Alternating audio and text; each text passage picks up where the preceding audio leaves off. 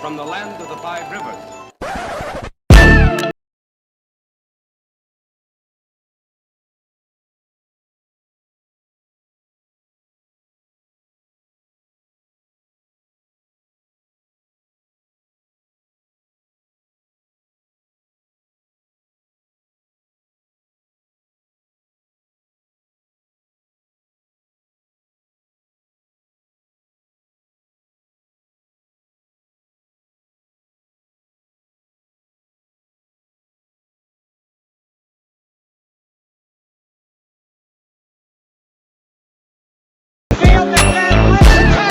He's gone! 10-5 touchdown! Raiders! 2 years ago, when we came to Los Angeles, I really believed that the greatness of the Raiders would be in its future.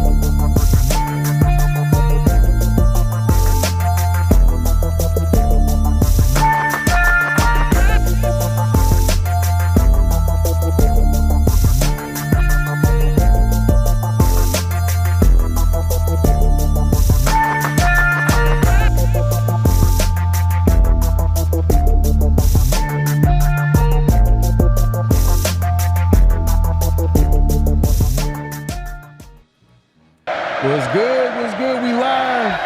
We live. What's going on? Welcome to the 50-50 Show with PharoahNFL and the Severe Raider. The realest show for Raider Nation. 2 points of view. One verdict. You decide. What's going on, everybody, man? Appreciate everybody coming through. Make sure to clock in, hit that like button, hit that subscribe button, hit that notification bell. You already know the drill, man. Appreciate everybody coming through. Like, as usual, we are going live on both our channels, me and Severe. So make sure to hit that like button on both our channels and subscribe and all that good stuff, man. I ain't got to repeat myself. You guys know it. Y'all know what it is. But, hey, we appreciate everybody coming through. We on time. We are on time today. You know? Hey, man. Y'all should, you know, show some love. You know what I mean? We are making an effort to go on time. We got a special guest backstage. Yes, my guy, Space Beast, already in the building, man. He starts the show off right, man. He says, hey, man, with a super chat, man, that's how you do it, man. I appreciate you, my guy. He says the 5150 show. He said the 5150 show. I'm guessing he's trying to say the 5050 show. Illegally insane in the membrane. I guess he knew what he was talking about. You know that 150.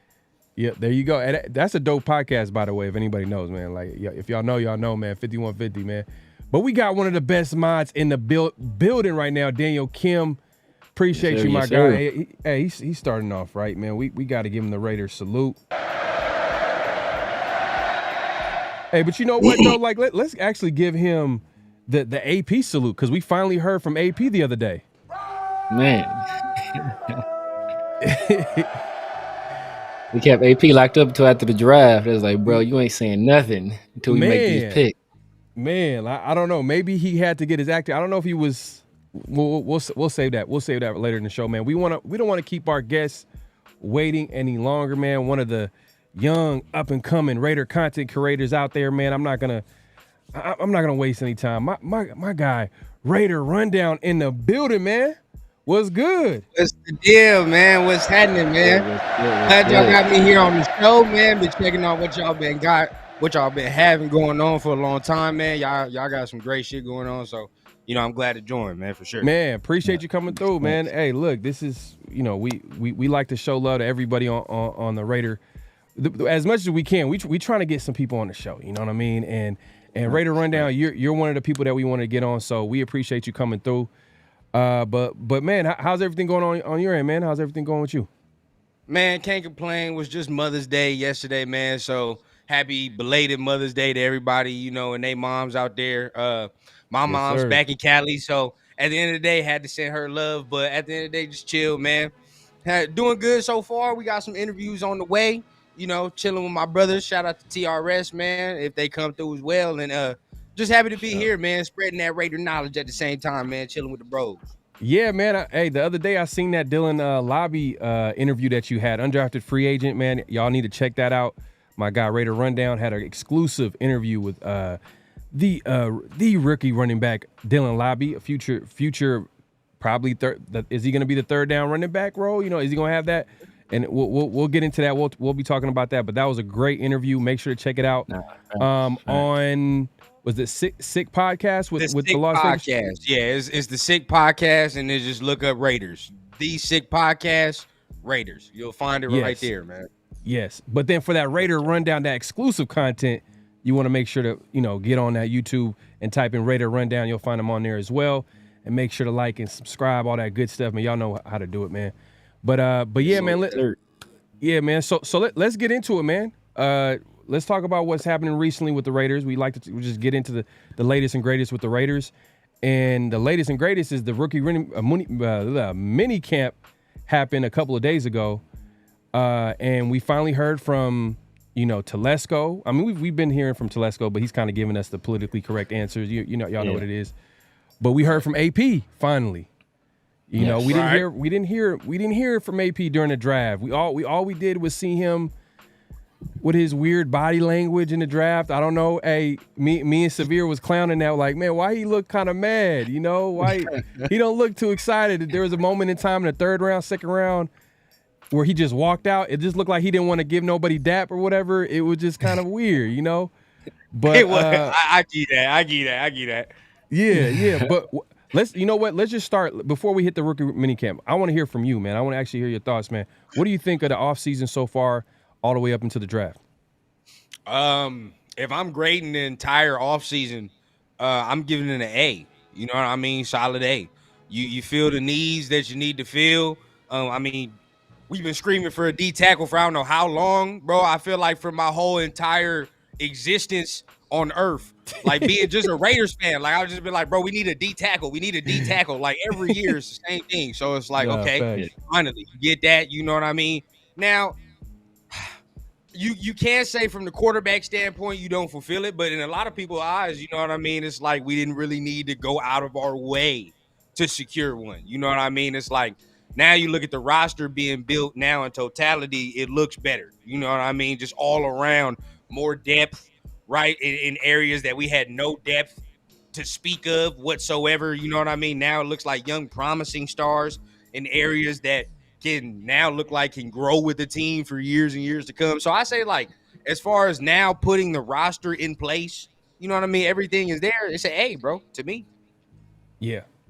Nah, okay. That's some high praise. I mean, I know Severe got something to say about that. But nah, man, look, I'm giving the guest deference today, man. We here for rundown thoughts, man. They know what I think. We here for rundown thoughts today. He mad at it. I appreciate you, Beast. Appreciate you. Yeah, man. Speech checked it. Beast checked it out. I'm sure Raider Nation checked it out as well. But if y'all haven't checked it out, make sure to check out that interview, man. That was dope. But okay, so you give the offseason in totality an A, or are you saying the draft itself an A? The offseason totality an A. If I had to say the draft itself is a B. The draft itself is like is a B to me. And the only reason I can't really go up to an A is just because in the first round, I like the first round pick now.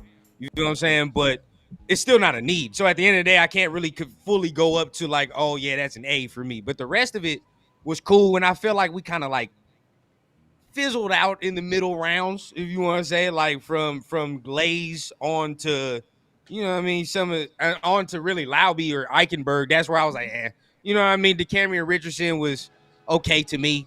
It's an okay pick, but I like Lauby. I like Eichenberg.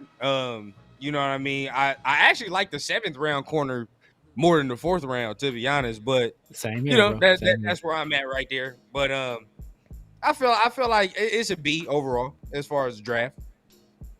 Nah, I hear you too, because I agree with you with Bowers. And I said this to Severe a couple of times. I've said this like as much as I can. If Bowers is not a game changer, an elite player, it's going to be tough to really make sense of drafting a good player, if that makes sense, at a position where it's a luxury. Now, if he's a game changer, elite player, then you're like, oh my God, like, of course we draft this guy. Because Devontae, how many years does he have left? Is he going to just, by mid-season next season? With my people a lot on TRS. I didn't mean to cut you off, but go ahead. I had that debate with Devontae a lot. Like, how long does he have left? I think it depends on like quarterback play for real. If it's good quarterback play, I think he got like 4, damn near 4 to 5 for real. But if it's, I don't know. I just think the way he plays, he has like 4 to 5. Okay, that's fair. But like you gotta right now. I think he's happy with the Raiders right now. But what's to say mid-season next season? The offense ain't working. Quarterback's constantly missing them, wide open. You know what I mean? He's getting older, so he's not gonna get as much. He's not gonna get as open as much as he used to. So that means less opportunities. And a quarterback like maybe Aaron Rodgers would fight him easy, but a guy like AOC he'll get sacked easily. He's not gonna be running away from nobody. Minshew, you can question his arm a little bit. You know what I mean? Is he gonna get the ball in the right spots? And I'm just throwing this out there because this is realistic. Let's be real. Like, and I'm trying to make sense of the Bowers pick. That's what I'm trying to say. The Bowers pick, if it works out, then you got a nice little replacement if he is that guy, if he's that number one option. And I'm with you with there. Like it's a luxury pick, but from what you've seen, the type of player he is, like he's a better player than Mayer, right? Oh, there's no denying it. See, this is the thing, right? And everybody was tripping because I was live, when we was picking. I know y'all was doing y'all thing as well. When they picked, I saw y'all reactions too. Hey, fire on that. But when they picked him, everybody was like, "Oh, this is." I'm like, bro, this ain't like Leatherwood or like some of these other Cleveland Farrell. It's not one of them. You know what I mean? Like instantly when you turn on the tape, you like, okay, you know what I mean? Like I understand. You feel what I'm saying? It's not like I turn on the tape and I'm still wondering why did we pick this dude where we picked him? You know what I mean? Like I'm not wondering that. So, I mean, when I look, for sure he's a better player than Mayer, but I also say he's a different player than Mayer because he's not no traditional wide tight end. You know what I mean? Mayer is more traditional wide tight end. This dude, you're going to see him play halfback. You're going to see him play slot. You're going to see him play off tight end. You're going to see him play everything. Like he's going to literally do everything, be a fullback sometimes. Like he's that type of dude where you can line him up and be that Swiss Army knife for real. And now instead of third and Renfro, we're going to be going to this motherfucker. Like that's how it's going to be. You know what I mean? That's literally how it's going. So, I mean, you just got a bigger body now that they can do more. And he's more of a matchup nightmare. So I think he's going to bode well for how we want to attack defenses, though, for sure. Yeah, that's a good point too, because they do complement each other. They do have like they both play the same position, but they play off each other. I think a lot of Mayer's game, he kind of complements the weaknesses in Bowers' game, because you feel like Bowers kind of plays like he plays a deeper part of the field. He's a big slot basically. He's a huge slot. That's a fact. And To add on to that point, right? Like he even played with Darnell Washington in Georgia, like, and he's with the Steelers. Like we know how big Darnell Washington is. What he kind of did for Georgia, he was still on the field 90% of the time with Darnell. So that shows he can play and not have to be just strictly a tight end. You know what I mean? He can do everything. Yeah. Okay. So now that's the first round. So let's moving along because I don't know. I already know, like, we've been talking about the draft. I know you've been talking about the draft on your channel. We've been talking about the draft like almost every week. But we know how big the draft impacts the team and the success of the team. You know what I mean? That's how you get better as a team. But let's just go to your favorite pick in the draft. What's your favorite pick in the draft? So I mean, like, yeah, I can't never get tired about talking about this draft content because I'm not sitting here screaming and pulling my hair out or whatever because we didn't pick somebody we shouldn't have picked. But at the end of the day, a lot of people say Jackson Powers, and I want to go with the traditional. So I honestly say Tommy Eichenberg was one of my favorite. That was a dude I kind of looked at, like, honestly, I looked at early and was like, this is a dude we can honestly get late. And it's like, a lot of people ain't going to be super excited. You look at the measurables, it's like, there's nothing to really be excited about, but you watch the tape, like, the dude like just a football player, bro. Like, you could tell he has great instincts. You know what I mean? I feel like if he can pick up on the scheme and pick up on some things, bro, I mean, I feel like he might see some tick. I mean, he has the chance. I mean, you look at our linebacker room, other than Spillane, right, everybody else, like, up in the air to me. And nobody else really got no solid position. And other than that, like, everybody else be injury prone. Diablo, we know to miss some games. You feel what I'm saying? Like Masterson as well. So at some point, he gonna find his way on the field, and we gonna see. Yeah. The only thing I think, just to give you pushback, and I know Severe's brought this up a lot, is coverage. Oh yeah, that was probably that's probably one of my least favorite picks. To be honest with you, I like Eichenberg, bro. I like Eichenberg as like a college player. Like Eichenberg, you on my college team? Oh, bro, I want Tommy Eichenberg, but in the NFL, bro, I mean, like I said, he's a guy that, like, if this was 1999, bro, he one of the best linebackers in the league. But this ain't 1999. It's 2024. So in the game where it's predicated on mostly passing, and I think he's a guy that only really fits at Mike. I think Spillane already occupies that space.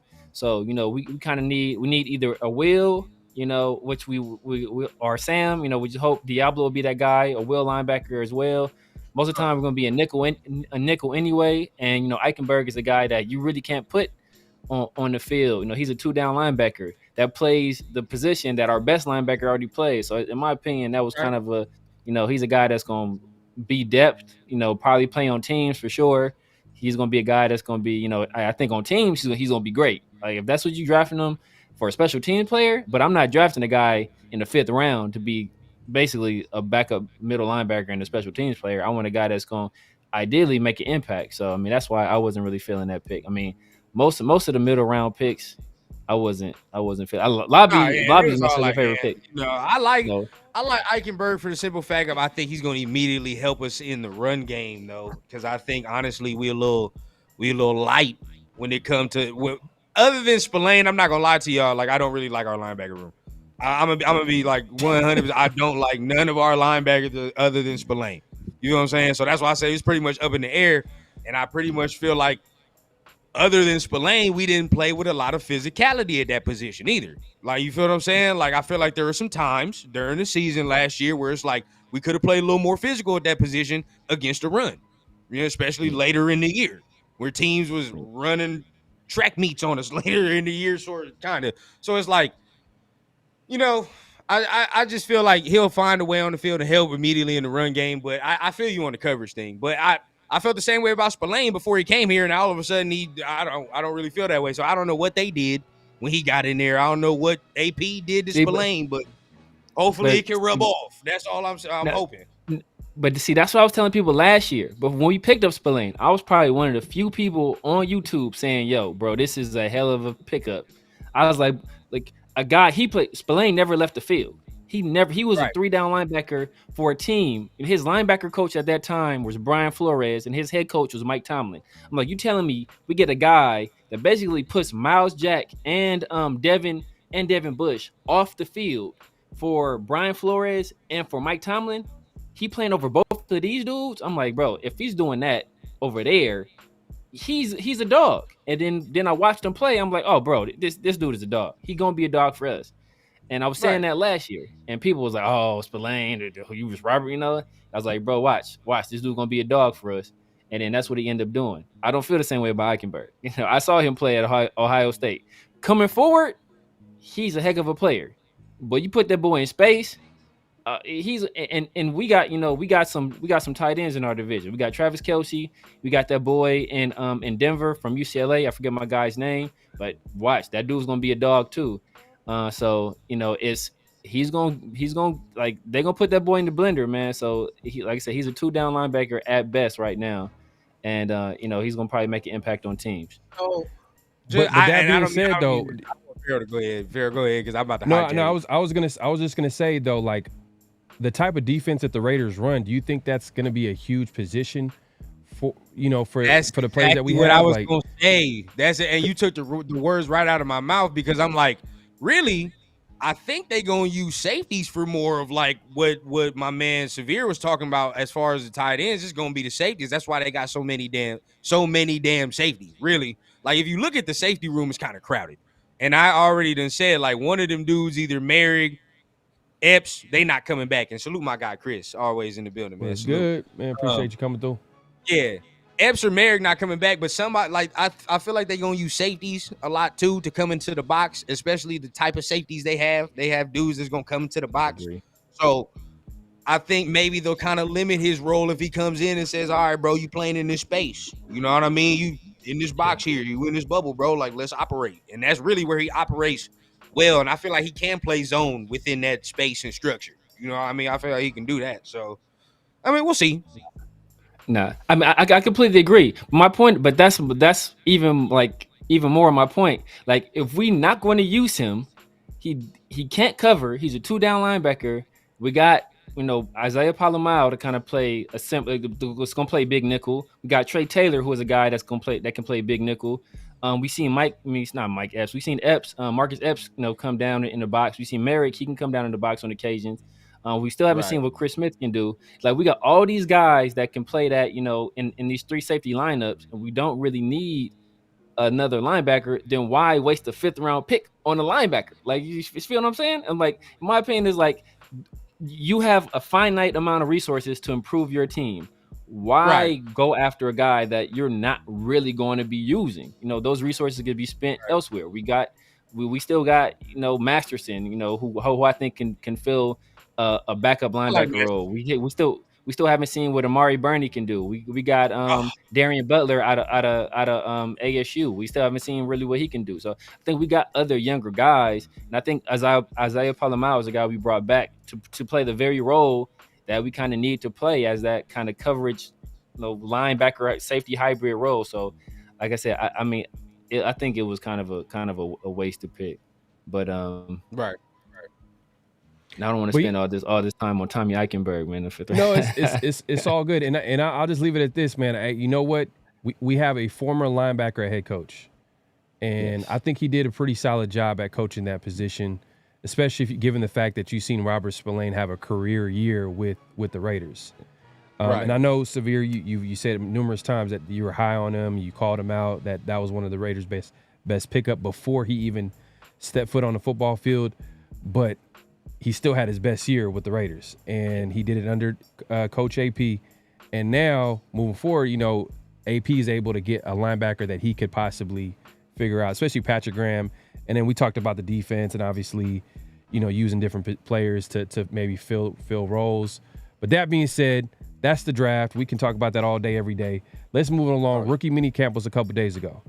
What were your thoughts on what was coming out of rookie minicamp? AP was finally able to talk to the media, to the world. You know, what did you guys think about what it was said and your thoughts on what happened at rookie minicamp? You know, first and foremost, talk about the information. We say, like, you know, Powers going to the left. That was news. Definitely now. I think, to me, seemingly says that Parham is going to go to right guard, where he should have been anyway. I don't even know why. I believe that I believe when we got him, everybody thought he was going to go to right guard. If I'm not mistaken, when he first got drafted, yeah, not to cut you off, but he was at right guard and he was playing well. That's what I'm saying. Well. He was one of the best players at that position, if not one of the best rookies at that position at right guard. He was playing lights out, and then I don't know, the McDaniels regime, Carmen Brasillo wanted to change things up, and he was trying different lineups. If you guys remember, they were rotating right tackle like almost every week. They were rotating that offensive line, and they moved him to left guard. Sometimes drives. Exactly. And they moved him to left guard, and he struggled. He struggled for a little bit. I mean, do you think it's a good idea to move him again? I mean, I know that he was playing well, but like he's more natural at that right. I think he's more natural at the right guard position. He looked like that when he was playing that before they moved him. I think ever since he's moved to the left, there are certain problems he has. You know what I mean? Like there's certain problems he has on the left that I think might be able to get rectified on that right side at the end of the day.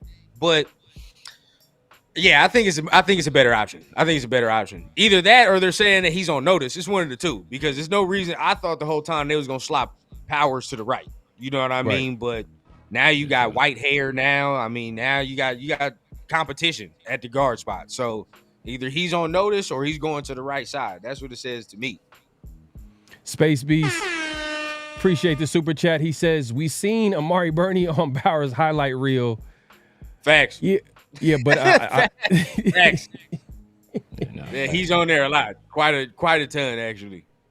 Yeah, man. But hopefully he's doing that on a lot of safeties this year, man. We'll see, man. Hey, look, the season hasn't started yet, but right now this is the perfect time to project. But we'll see what happens. But yeah, go on, man. So you were talking about the offensive line, left guard. That's actually a good point, because we all kind of thought that like Jackson Power Johnson was going to go to that right side, because everybody was just focused on the right side, even right tackle. You know what I mean? Like we heard some things about that right tackle position. We thought that Andres Pete was going to be a guy that might have competed with Thayer Mumford, and Antonio Pierce shut that down. He was like, no. He's coming here to compete at guard and possible backup left tackle. Yep. And yeah. Hey, shout out to everybody that's here that be watching the show. You know what I mean? They know I'm a Thayer Mumford guy. So I've been said I like Thayer Mumford. I thought he was gonna be the dude to be on the right anyway. I know some of y'all may not like that, but at the end of the day, I think I saw certain things last year where I was like, okay, this dude I think deserves a shot, actually. You know what I mean? To just compete.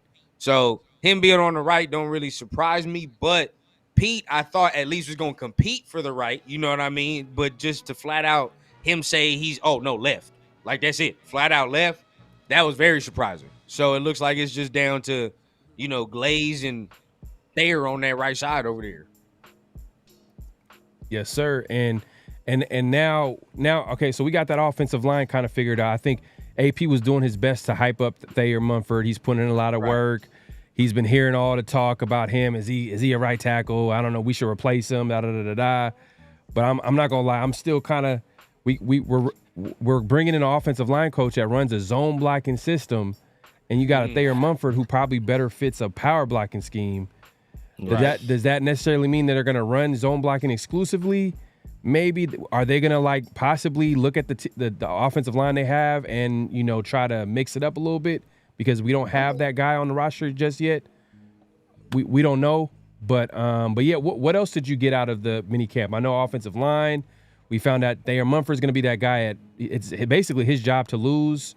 You mentioned left guard, Jackson Power Johnson is going to be there, and Dylan Parham might go to that right side.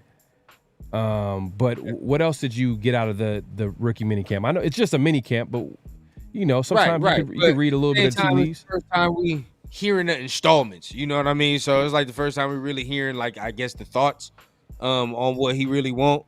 So at the end of the day, like that intrigued me. The fact that now, I mean, he was talking about Aiden and Gardner, of course. Really, that's what everybody want to talk about. Saying that it's Aiden snaps first and it's Aiden snaps to lose, but he said that throughout the whole offseason. So he's been the same on that. He ain't really changed on that aspect, but doubling down, of course, doubling down on that. And at the same time, I think it's important to look at the fact that I think he's real high on this defense, but at the same time, there are certain guys I think that are on notice. Like I think Jacorian Bennett's on notice just by the amount of corners you draft. Like you drafted 2 corners, it's like all right. I like, and he talked about DeCamerion Richardson a lot, so I think like that's a dude he likes. That's a dude that I think they could look at him and be like, he might be able to do something this year. You know what I mean? Just by the way they talked about him, by where they drafted him. You know what I mean? Especially for who else was on the board. I was like, okay, you gonna go with him? They must really like him. So you know what I mean? He like, better perform. Exactly. You know what I mean? Like, and Telesco has that kind of history of going through after some DBs later in the draft. You know what I mean? He goes after some guys. I mean, usually he has a good track record, but we'll see. You know what I mean? Off of that. But I think some dudes are on notice on that defense. And I think he done put a lot of people on notice just by the way, he's drafted and by the way he's talking too. You think one of those guys is Jacorian Bennett? Hell yeah. Don't give me shout out to my dude Chris, but I talk about it all the time, bro. Like, first of all, number one, the last coaching staff messed him up. Why he wasn't playing in preseason, I don't know. All right, even Michael Mayer played in preseason. So number one, him not playing. All right, we started expecting things, right, and then it did not go the way we expected it to go. All right, we saw some clips against Brandon Ayuk, and everybody got excited. Right. Yeah. And now all of a sudden we see him against Stephon Diggs and he's 10 yards behind. You feel what I'm saying? Getting burnt on go routes. It's like, all right, bro. Never really got his foot. So it's like, to me, it's like I don't understand how he could be a leg up over the competition because one, you never really regained your spot back after you lost it. And two, the other dude got better or just as good measurables as you. Like there's nothing you can really say or I outweigh or outdo on him. You can't bank on Jacorian speed because your boy DeCamerion Richardson run a 4.3. So you can't. You feel what I'm saying? You can't bank on that. You can't say experience, but at the end of the day, it's like talk about it all the time. We done been around ball a lot, bro. You're a corner, bro. Like, be real. Well, like, what really do you have to do? If you're playing man, you're playing man. You got to know your zones, where you're dropping. At the end of the day, there's only so many zones you can drop in. You feel what I'm saying? So, well, from there, you can get you a sign. And the D-line we going to have next. So, even there, you even going to even have a better chance of making some plays. But then his size, bro. He's Richardson 6'2". Your boy, Jacorian is 5-something. So 5'10", I think. 5'10". So it's like 5'10", 5'11", bro. Like, you know what I mean? Especially if they bring a veteran in here like Xavier Howard or Steven Nelson or something, like, then it's really a wrap. Yeah. Yes, sir. And then, hey, I think they're banking on Brandon Faison being the veteran guy. I think he's similar. He's similar size to the Cameron. Played last year too. Yeah, bro. He was hurt all he was hurt all year. That's why I was hoping Jacorian Bennett will be able to step up. And then, Jacorian Bennett. Y'all, if that's their plan, how do y'all feel about that? I don't feel good about that, but I think they're probably waiting until that market drops down a little bit for the these veteran corners, because there's still some available. I mean, whether you like it or not, you know what I mean. You got the Howards from Miami. You got the Gilmores. I know Severe not a big Gilmore guy, but he's hey. Last I saw him, Gilmore wasn't good. That's why. Yeah, I didn't have a good image the last time I saw him. I don't like Stephon Gilmore. I don't like the Gilmore girls. I don't like nothing Gilmore right now, bro. hey, but you know what? It depends on what type of what's his role on a team, because he does have that experience. He's played that position at a high level. You got young corners on the team. I think it could be a positive if he has the right role. If it's a role where he's playing 90% of the starting outside corner spot, maybe at this point in his career he might be the guy. Maybe it's Steven Nelson. You know what I mean? A guy that's not. It might be Steven Nelson. He's solid, not spectacular, but gets the job done. Yeah, bro. That's a good one. That's a good one. I think he checks all boxes where he's just solid. Somebody you don't have to sign long term either. You know what I mean? You can get him for a nice little maybe year, 2 years, maybe. You know what I mean? And then you got young dudes behind him that can grow. And then after those 2 years maybe is up, you go ahead and see if the young dudes is ready to rock. Yeah. Steven Nelson is 135 years old right now. Steven, I mean, he like Steven 28. Nelson I think is- like 29, 28. I think Yeah. you're I think. Hold on. Let me. I think you're older than that. I think Maybe. He's you're that older old, than bro. I'm that old. think I know older than Stephon Gilmore's that old. I think Steven Nelson like 30, 31, bro. He's a 31. Is he 31? Yeah, you're right. Years out of He's that. 31. He's 31. He's I 30, get 2 31, years bro. out He of see, like so at this point, bro, I would rather if that's the case, I'd rather roll with Faison and these young guys than try to, unless we can get one of these other players off somebody's off like a cut, like he a casualty type cut, because this is the same thing we did last year with Marcus Peters, and I was telling everybody like, bro, Marcus Peters is washed. And then I even predicted, I was wrong, but I predicted that Marcus Peters wasn't going to make the 53. And he ended up making the 53, but he was buns pretty much the entire time he was here. Oh, for sure. He had his one moment in Detroit where he had the pick 6, but the pretty much the entire year he's either getting cooked or he was dropping picks. And then we finally had enough of it when we got rid of it. So these dudes are free agents for a reason. And I don't think it's necessarily the dollar figures. I just think that, like some of these dudes is just washed. And so like I'm saying, like, I'd rather, hey, if we should have drafted a corner higher, in my opinion. I've made that clear.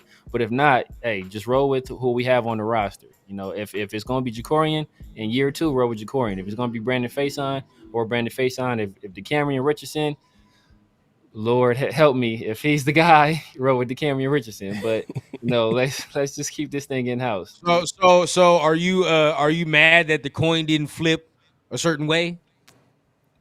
I mean that was my CB3/4. So I mean my CB1 is Quinyon Mitchell, my CB2 was Wiggins. That was my two guys. So I'd rather, like, I've been highly critical of the Brock Bowers pick, but I would rather have Brock Bowers at 13 than Terrion Arnold.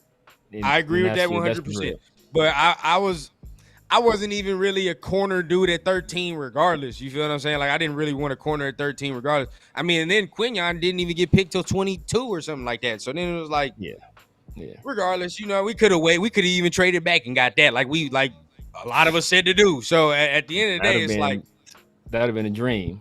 I'd have But given this still, draft an A+ if we Brock did Bowers, that. though, it's not bad, bro. Not bad. Not a bad compensation prize, though. Yeah, Severe.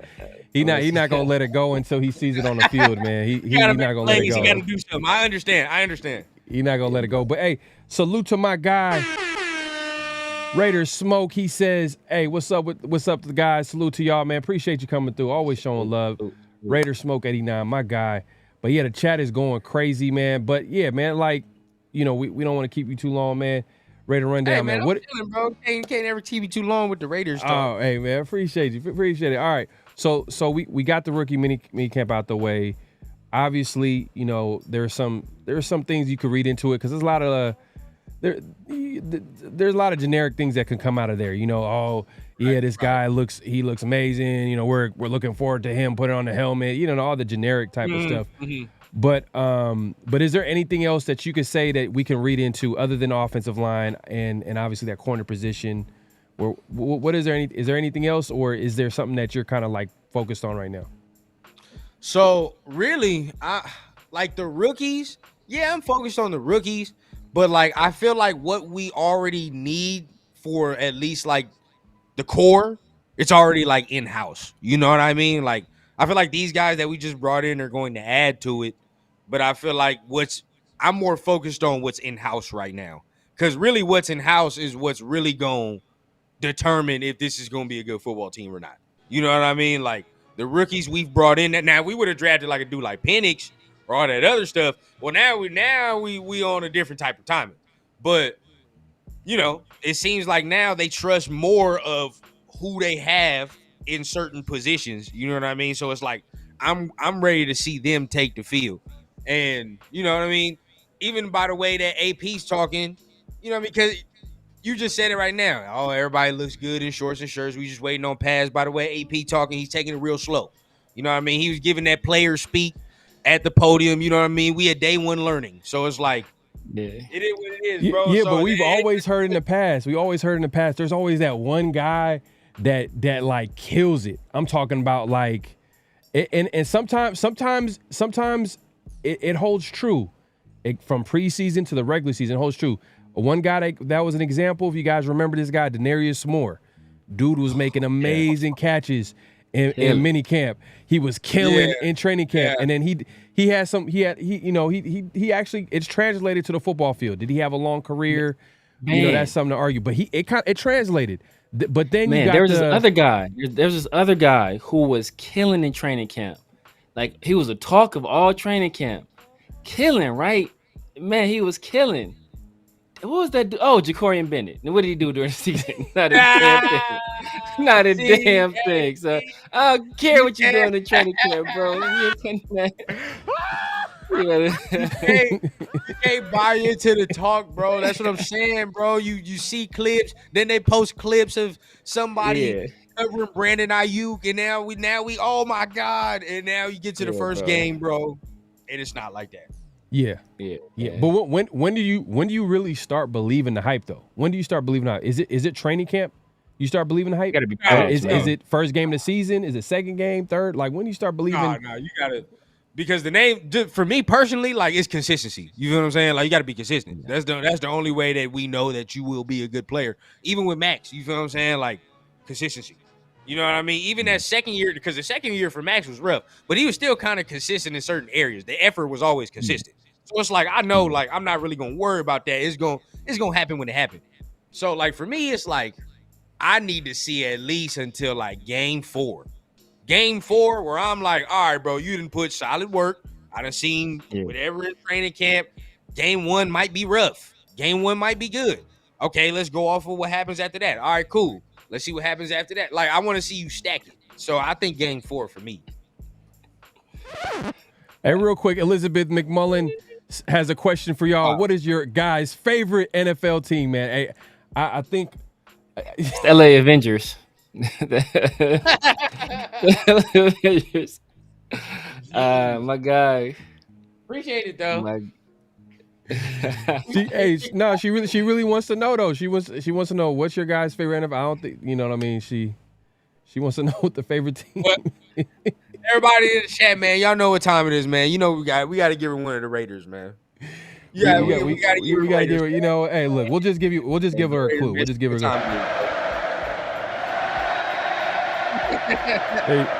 there you go, Elizabeth. If you don't know from there, then you just it's going. Hey, man, well, that's all we can do right now. Look, Rundown might be too young to remember this dude, man. But there's a dude we drafted out of Georgia in the 3rd round. His name was Quentin Moses.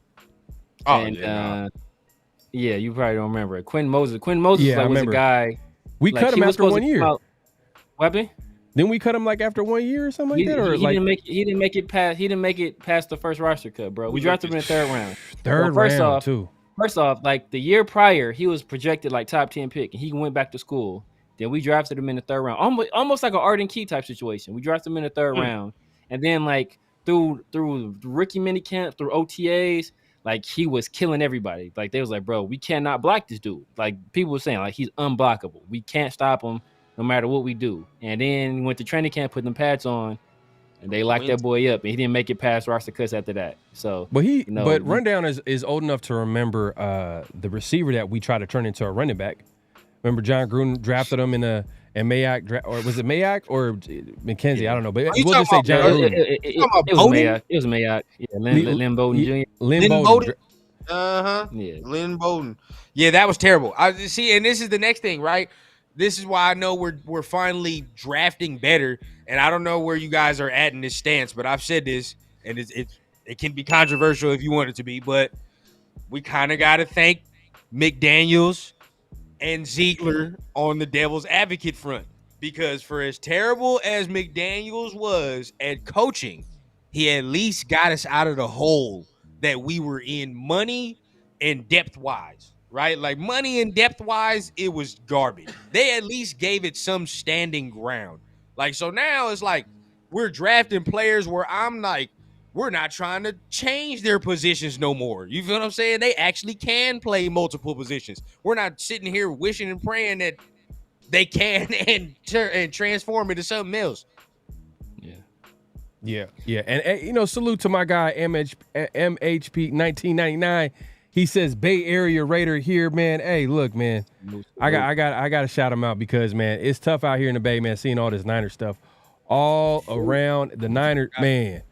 I was hoping the Raiders can come back this year to Napa at least, but I guess they had some other plans. They're going to Costa Mesa. How you feel about that too? Are you going to be up there? You on the other side of the country, by the way. I forgot. Yeah.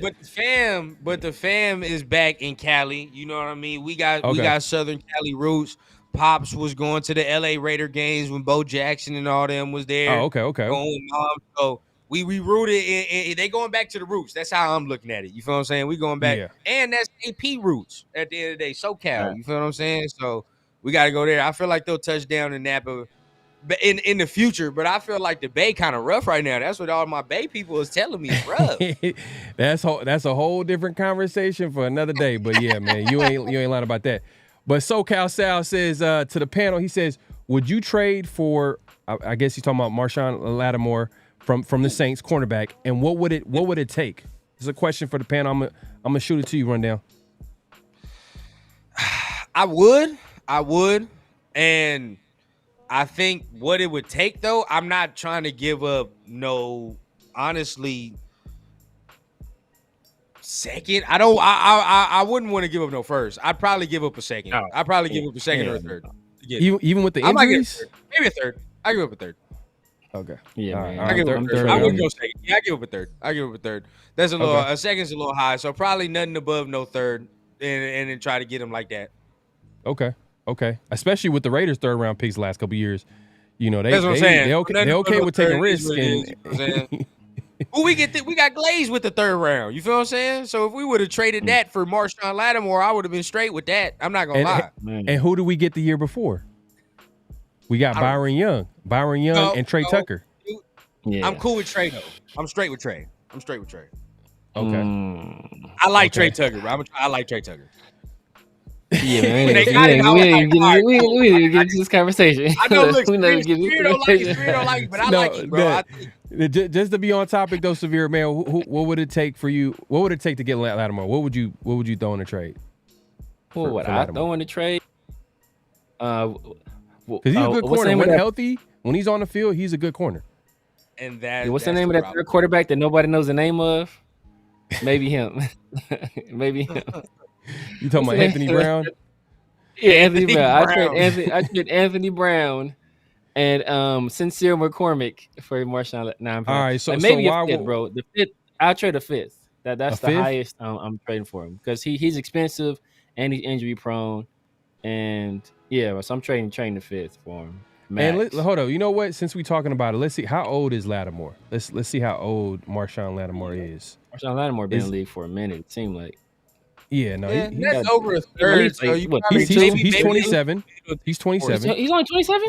Oh, he's not as old as I thought. Okay, he gonna want more than I thought he's been in the league. Been in the league for a minute. I feel like he's been in the league forever. Maybe a fourth. Meet in the middle. I said a third. He said a fifth.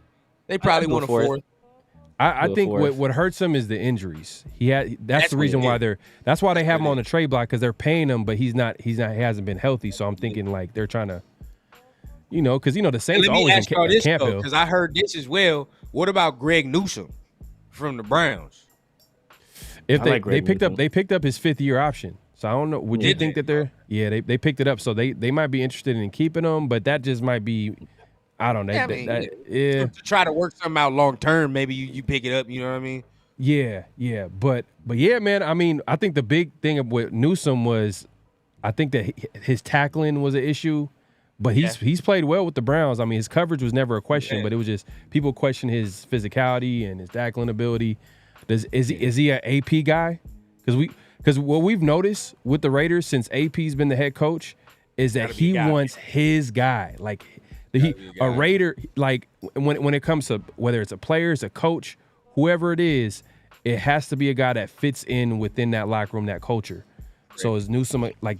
You gotta take that in consideration when you start talking about some of these players. Like I think he's a little more fiery than Lattimore, at least though. I'll give it like that. A little more fiery than Lattimore. Okay. All right, man. Good Lattimore be question, asking about the SoCal. squad with Mike Evans, though. Him and Mike Evans almost got That to is a few true, though. That squabbles. is true. Yeah, I Him like and Mike that Evans too, though. almost got to a few squabbles. But goddamn, Yeah, we already yeah. got Jack Jones. Like, damn, like that's why I say we need a Yeah, veteran, bro. Like, we already got some hotheads in the room, man. No, facts, We already got facts, all that. We're gonna be getting in some real squabbles during the season. I ain't gonna lie. facts, yeah. Yeah, but hey, Raider Rundown, man, we appreciate you coming through, man. Hey, look, man, hey, like I said, before we started the show, man, we gotta do this again. Sure. Just let us know. But before you go, man, let Raider Nation know what they can look forward to as far as this off season, as far as what can they look forward to, man? Like let them know, and also where they can find you as well too.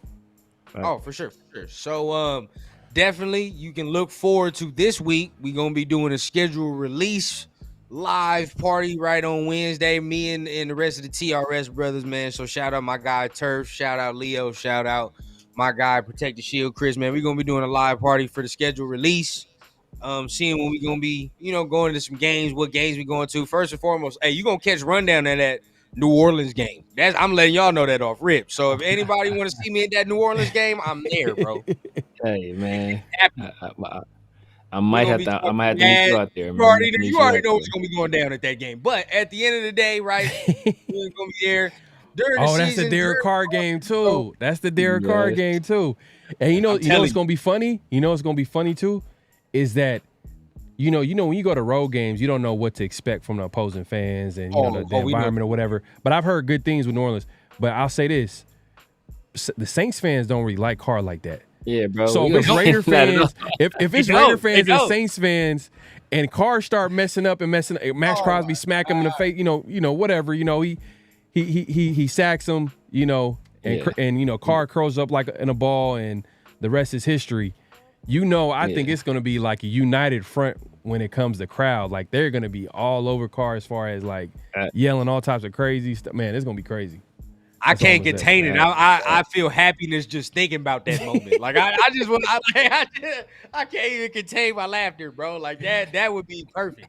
But your boy gonna be there, man. So definitely catch me there, man. For sure, it's gonna be a fun time. But during this off season, going into the season, bro, gonna be crazy content I'm putting out, man. Gonna have some more guests, man. Gonna have some more interviews. Trying to give y'all as many exclusives as I can, man. Just working as hard as I can, man. Definitely continue to check out these dudes right here, man. Always support dudes, real dudes getting their money. And, always talking that real talk, man. So even though opinions may not always be agreed upon, at the end of the day, man, we can always agree that we trying to do the best thing and always have the best opinions for the team. So that's all we can agree on, man, for sure. No, facts, 100%. And before we let you go, Raider Smoke 89, appreciate the super chat. We're gonna answer this question a little bit later, but Raider Smoke says, who do you guys predict is the QB under center when the season starts? Raider Rundown, let them know. It's gonna be Aiden. I'm already gonna go ahead and I think it's gonna be Aiden. And I know I'm gonna be watching the rest of the show, see what y'all saying. But I'm gonna stamp it on y'all show right here on this date that I think it's gonna be Aiden, and we gonna rock through. Okay, man. Hey, man. Hey, like he said, man, y'all can find them Raider Rundown all over social media. On IG, I believe is Raider Rundown 2.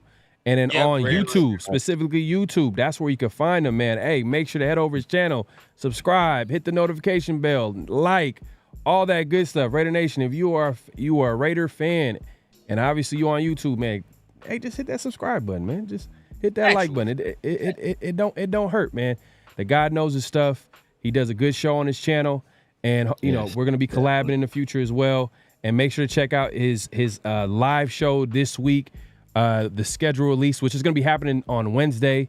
So we'll be tuning in. We'll be because I know we know who they're gonna be playing. We just don't know when, when those games are actually gonna be happening. And that matters. That really matters because you got to see how strong the schedule is at certain points. You feel what I'm saying? That'll determine how you feel out they're gonna do. Right. Yeah, no doubt, man. Hey, man, appreciate you coming through, man. Much love, brothers, man. Much love, family. Y'all keep your man. Big dog, man. For sure, man. We got to link up soon. Oh, for sure. All right, Rundown, man. That's the Raider Rundown. My guy coming through, showing love, man. I appreciate my guy. Man, it was a great guest, man. You know what I mean? Hey, look, we like to have good guests on the show, man. He knows his stuff. Definitely has a strong opinion, so make sure to check him out on the Raider Rundown on YouTube and all over social media. But the 50-50 show must continue, and we got to get into some topics here before we get up out of here, man. We got to talk to the nation.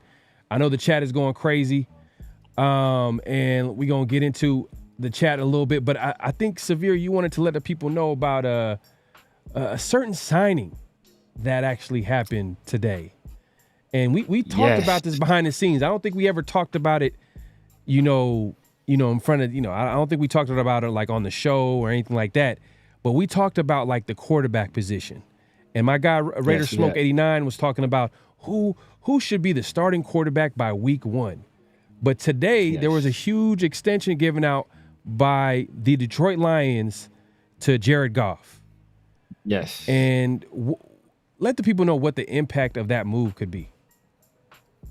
So, if you guys don't know already, the Detroit Lions, they signed Jared Goff to a 4-year extension. So that means he's locked up for the foreseeable future. They're stamping him. That is their franchise quarterback. Now, last year they drafted a guy in the 3rd round, quarterback out of Tennessee.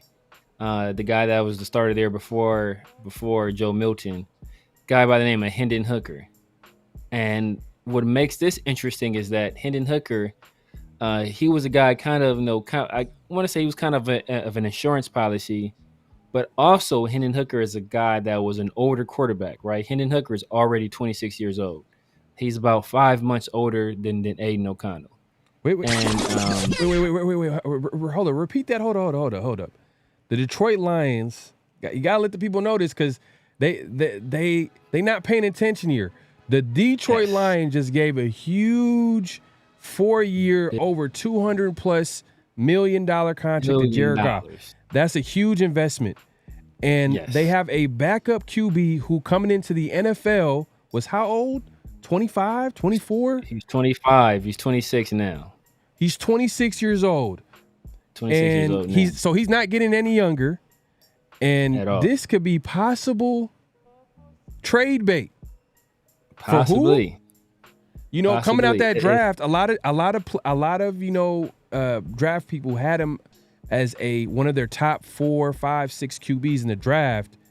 But Higher one than of the that biggest for some people, but the big thing was he was coming into the NFL hurt.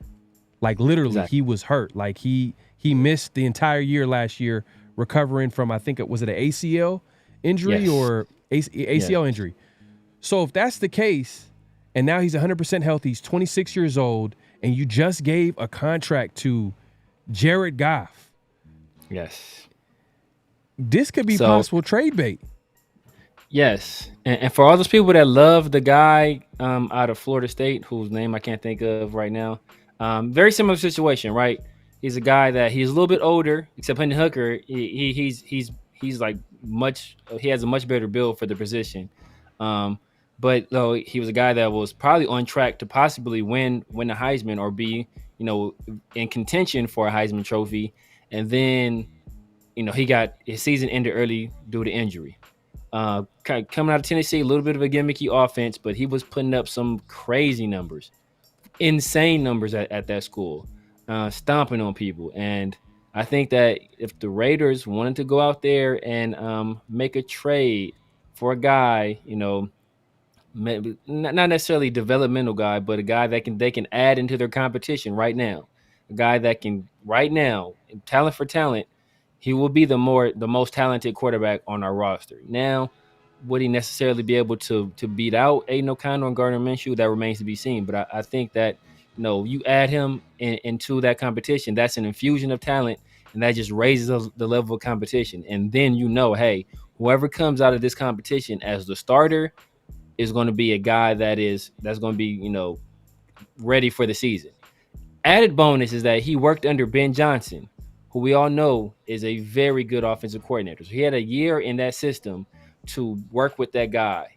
And we see what Ben Johnson was able to do once Jared Goff left the Rams, where he kind of, his last year was a little bit of a down year. These last 2 years, he's played at a very high level, led the Lions to their first playoff win in decades.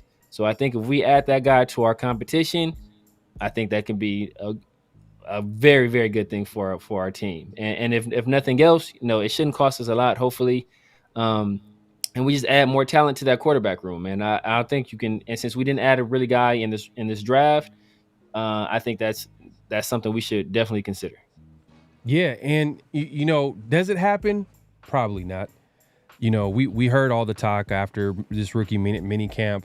Telesco and AP got a unified front. We're all in on Gardner Minshew and AOC. As much as that sounds like they're gonna say all the right things. Let's come on. Like if you've been watching football long enough, they're not gonna down their guys. They're not gonna disrespect the guys that they have on the roster. So they're gonna say all the right things. But if there's a player that the Raiders can add that can possibly add some competition to that room that has some upside, does a guy like Telesco look into that? Is he savvy enough to be like, you know what? Can we get a third round pick? I mean, they drafted him in the third round. I don't know what his trade compensation could be. I think the Lions have leverage, just because they don't have to trade him. He's getting paid pennies as far as like rookie. So I think they have the leverage. So it's going to be tough to possibly get rid of him, or not get rid of him to actually get him for actually a cheap deal as far as like if it's going to be a fifth, fourth round draft pick. But I know if the Raiders don't do it, I don't know why. I can picture this. Ben Johnson has been the OC for the last how many years for the Lions? Every year, every year he's been talked about as a head coach candidate. Every year he's been talked about a head coach, but he's so bought into the building for the Detroit Lions, how they're building a winning program. He's just come back. I don't know. Maybe he hasn't liked the options or the jobs in the NFL. But you rarely see that. When an OC has that opportunity to become head coach, they usually come back. I mean, they usually go for that head coaching opportunity. But for some reason, he likes what he's building with Detroit and that whole organization. And obviously, they're going to make a Super Bowl run next year. I think they're going to be a Super Bowl contender. But if he becomes head coach, I could see him trading for Hendon Hooker. I could see that happening. You see it all the time. The coaches always go for players that they're familiar with. And if he believes in the talent of Hendon Hooker, what makes you think that he wouldn't do that trade? Especially if it's a team that maybe might be stuck in the later rounds or doesn't have a good draft pick. We see all the time. And then I could see that happening as well. But I hope the Raiders consider the move. I hope like they can possibly. I know Raider Nation, y'all good with AOC and Gardner Minshew. But look, man, I'm always looking for the next best move. I'm always trying to. In my mind, I want the Raiders to be the best possible team out there. And if I feel like, hey, a guy like Hendon Hooker, who has some upside compared to the players that we have at that position at this roster, if we can get him for a reasonable deal, I would say go ahead and do that. But that's just me. I put a poll actually right now in the chat. And let's see. Okay, so I put, should the Raiders trade for Hendon Hooker? 65% or 67% say yes, and 33% saying no. Why y'all saying no to this, man? Come on, man. Yeah. Why y'all saying no to this? I just don't understand. Why would y'all say no to this, man? And then I think it's a situation where even if maybe the Lions, their first option isn't to trade him, but I think it could be a situation where like Hendon Hooker is 26 years old. He's going to be locked up till he's 29 or 20, or till he's 20. And if they pick up his fit, he did till he's 29. His 4-year contract. So there might be a situation where he goes to the organization like, look, I essentially have no chance of ever starting here. Like, why don't you guys just let me go to a place where I at least have an opportunity to compete for the starting job? And I think that the Lions, the Lions Orange might do right by him. Hey, man. My guy, man, hey, look, I want to put your comment on there or whatever, but the name got to change, man. I can't do it. I just read your name and it was.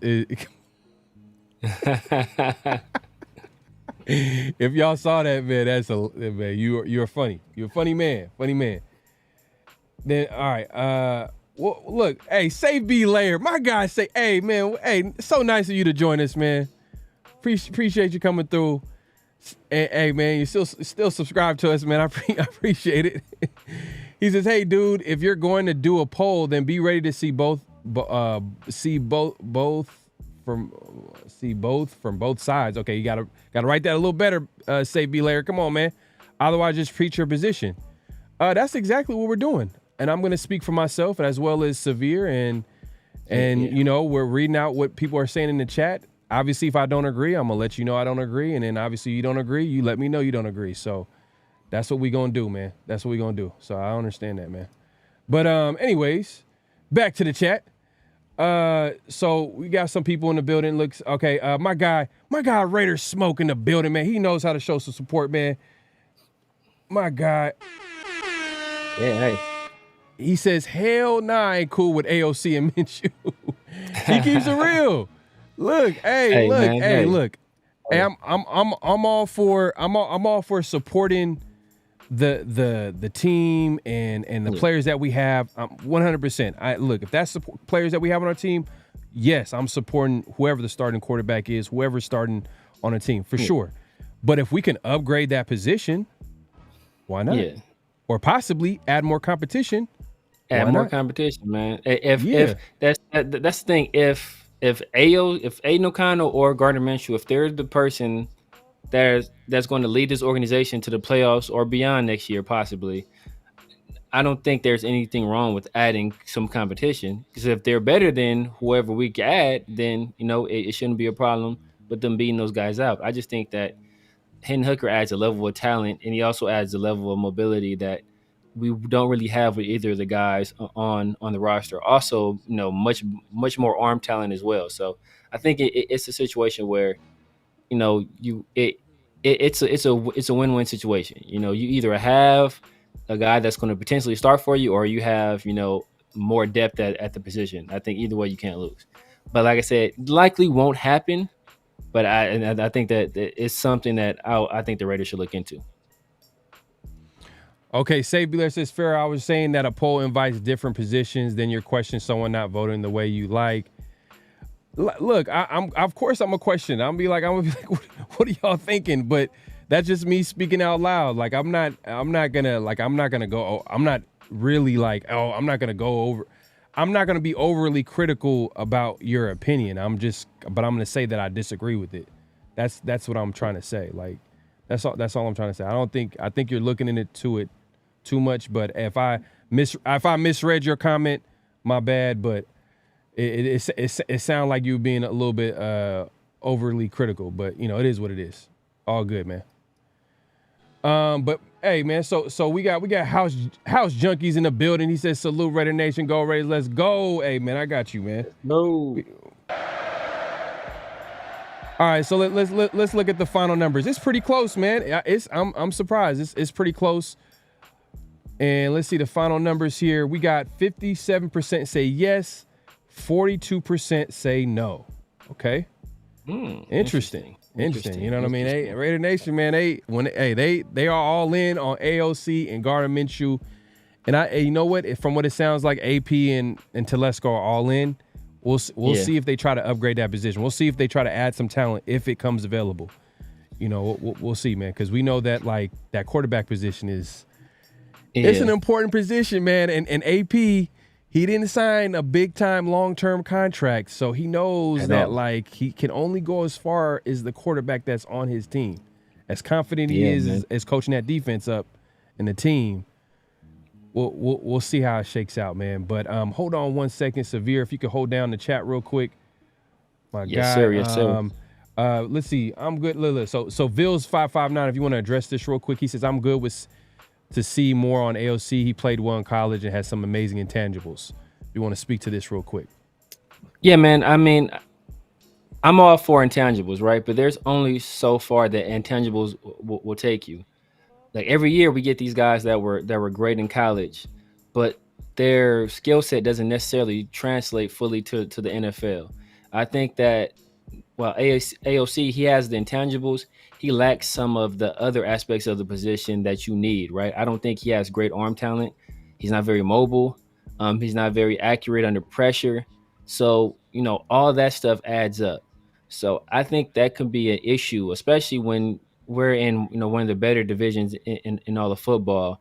We have the reigning Super Bowl champions. We have the Chargers being coached by Jim Harbaugh, who has traditionally every year he goes to a team, they're usually they usually improve their first year by leaps and bounds.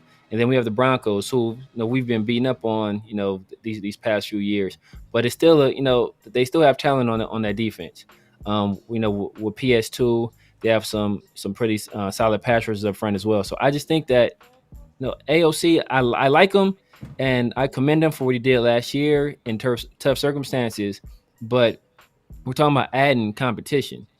If he's the best man for the job, then he'll be the best man for the job. So if we're scared and I think that's the situation we run into. We don't want to add competition, especially at that position, right? I think at the quarterback position, we will likely have the third or the fourth best quarterback in the division, and I would rather have somebody that we're likely not going to find somebody that's better than Patrick Mahomes or Justin Herbert, but I think we need to find somebody that can at least be in that same realm, and I don't think Aiden O'Connell is going to be in that same realm. So watching this college film, he made incredible throws under pressure. We can't just look at the trash fire offense system he was thrown into last season. I think he was actually thrown into a much more advantageous situation later in the year than what he was at in the beginning of the year. If you look at what he did under Josh McDaniels, the man fumbled 3 times through multiple interceptions. So I think that he was actually benefited from not having the previous regime coaching him and having a more simplified playbook with everybody kind of more on the same page with that team synergy. I think that was the most ideal situation for him. And, he still, while he didn't play horribly, he didn't play great. And the games that we were winning outside of that Chargers game, those games were mostly being won by the defense. And coming off of bye week when we needed him most, right, when we needed some kind of production, he failed. Even when we go look at the Christmas Day game, the game that we won, against the Chiefs, everybody wants to point out he's the last quarterback to beat the Chiefs for the Raiders. But he also didn't complete a pass for 3 quarters. So it's a situation where, like I said, I mean, I support him. I want him to do well, but I just think that quarterback position is a position that can be improved upon. Whether Gardner Minshew is the improvement, or whether we find improvement by other means, either via the draft, like I thought we should have, or through a trade, I'm always looking to improve in that position. Yes, sir, man. Appreciate everybody. Patience. Let's move on. Safety Labor says, Severe, your assessment is well thought out. That said, with a year or 2 under his belt, he shows his potential. Competition rules the day. Okay, that's fair to say. Yeah, man. So let's move it along, man. Hey, man, it's that time of the show, man. It's that time of the show that we like to get into. It's flag on the play. Personal foul, 69, offense. He was giving them the business. Hey, man, giving him the business this week on Flag on the Play, man. If y'all don't know, man, flag on the play is anything that we have issue going around the league, NFL. It doesn't have to be necessarily what's going on in the sports world, but this indirectly has something to do with how we view the NFL, the football team, our favorite football teams, especially on this channel. It's the Raiders. Yes. Have y'all noticed how expensive it is to watch? The NFL. I mean, obviously, if you're a fan of the Raiders, you're also a fan of the football, the NFL. So you want to catch as much games as possible. There's only like how many weeks in a year that you can watch your team. We all know the NFL is all year round, but as far as the game being played, it happens a certain part of the year. And during that time, there's the Sunday ticket and all that good stuff. But I just found this on social media. And it was a post, and it was breaking down the cost of how much it would take for an NFL fan to watch all the games next year. And let me go ahead and actually put this on the screen so you guys can take a look here. 1 second here. And as you can see it on the screen, man, it will potentially cost NFL fans $850 to watch every game next season. That's crazy. So we all know. We all know that the NFL, they made a deal with YouTube. It was a historically huge deal.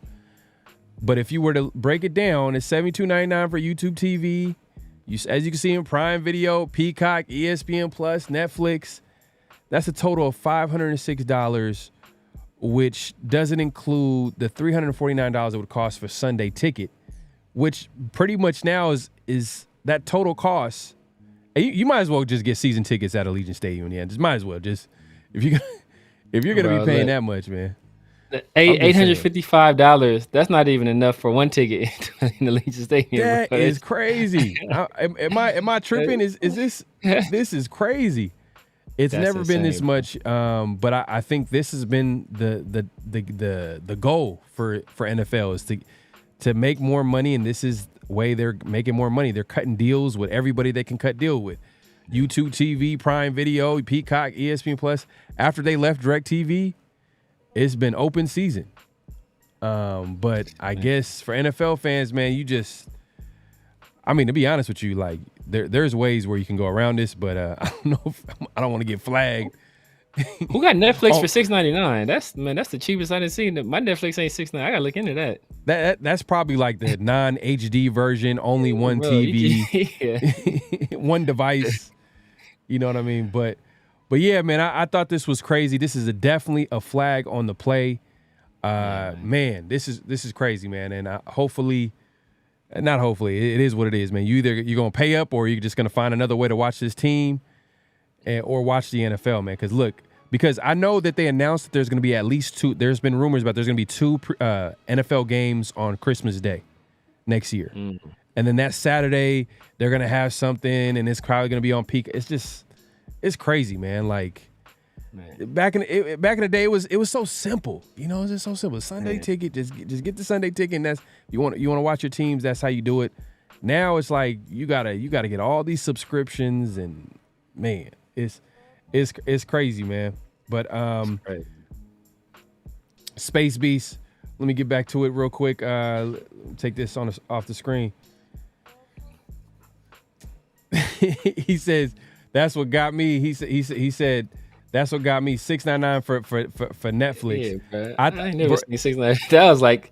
That's when Netflix first dropped. It's like $6.99. It might be the cheapest version. Cheapest version no one gets because it's like you could only stream it off like one device, and it's like non-HD. It's black and white, and the connection is inconsistent at times. Man, look, Ray Love says that's insane. Yeah, man, it's crazy. Yeah, but I know that's cheaper than going to one game at Allegiant, though, bro. I know it's $21.99, but that you probably got you probably got like full 4K and all the HD. Man, it's Hey, I didn't want to say it. But I'm gonna let my guy Raider Smoke say it, man. I'm gonna let my guy Raider Smoke say it, man. Man. That's the only price to pay, brother. I'll keep watching for the free 99, man. The free only 99, man. But yeah, that's definitely a flag on the play, man. And you know what? Even DirecTV was like, that was like questionable too, because I didn't even watch Direct Cable like that. But that's a whole different conversation for another day, man. But that I thought that was a big flag on the play. That being said, let's move it along, man. We got notable quotables, man. If you want to give the people intro to the notable quotables before I put this clip on the screen. Yes, sir. So today, a few days ago, as we all know, we had our rookie minicamps, and there we had our head coach was speaking to the media, and he was speaking about, about my personal favorite draft pick that we had that time, and he shared some very interesting thoughts on him, man. I just want to see what Raider Nation was feeling about the guy. All right, here we go. Antonio, Jackson Powers Johnson looks like a guy that's kind of right up your alley a little bit, and Raiders, as well. What'd you like about the guard from Oregon? I just love the film. I saw a guy that was gritty, that finished, that strained, that loved the physicality of the game. I saw a leader, saw a winner, Saw a guy that just loves football. And, you want that identity up front. You always look at teams. With the best teams, it ain't the skill position, right? You want those gritty guys like we got on our D-line. You want that on the offensive line. And the more of those bad boys we can bring in with Colton Miller, Mumford, and James, that's going to be huge for us. But he has an attitude, man. I mean, talking to him on the phone was emotional even for me because just how excited he was. And it was like, damn, we got it right. Maybe nobody else likes it, but we got it right because it's a match made in heaven. Whoo! Hey, man. You know what? Yes, and he had one of the best quotes out of minicamp too. Jackson Powers Johnson. Yeah, I think he said if you believe in the logo in the front, then they'll I think they'll pay you back in the. I forgot how the logo went. What was the quote again? I forgot, but it was something about if you play hard for the logo in the front, then they'll. I forgot what it was. It was a good quote. It was a great quote. He grew up a Raider fan. That's all you got to know. Born a Raider, always a Raider, man. Hey, look, you could tell he's excited. He's a passionate player. He's a nasty player at that online position. Man. And man, we'll get into Jackson Powers Johnson in a little bit too as well. But yeah, man. He a fan. Hey, I had a brain freeze, man. Like I literally was reading that quote like the whole weekend, but it is what it is. But yeah, man, that was AP. Yeah, make sure to check out that press conference. He had a little bit of nuggets, talking about the Raiders. The first time we talked about it earlier. First time he talked to the media in a little bit after having a full off season of just going on a tour, AP tour, talking to everybody, going on all these types of podcasts. But there was a little bit of a out of sight, out of mind moment. Like he just was kind of, we didn't really hear from AP. We just seen him in like certain footages back in the war room. We seen him and we seen pictures of him, whatever the case may be. We didn't hear from AP for a little bit.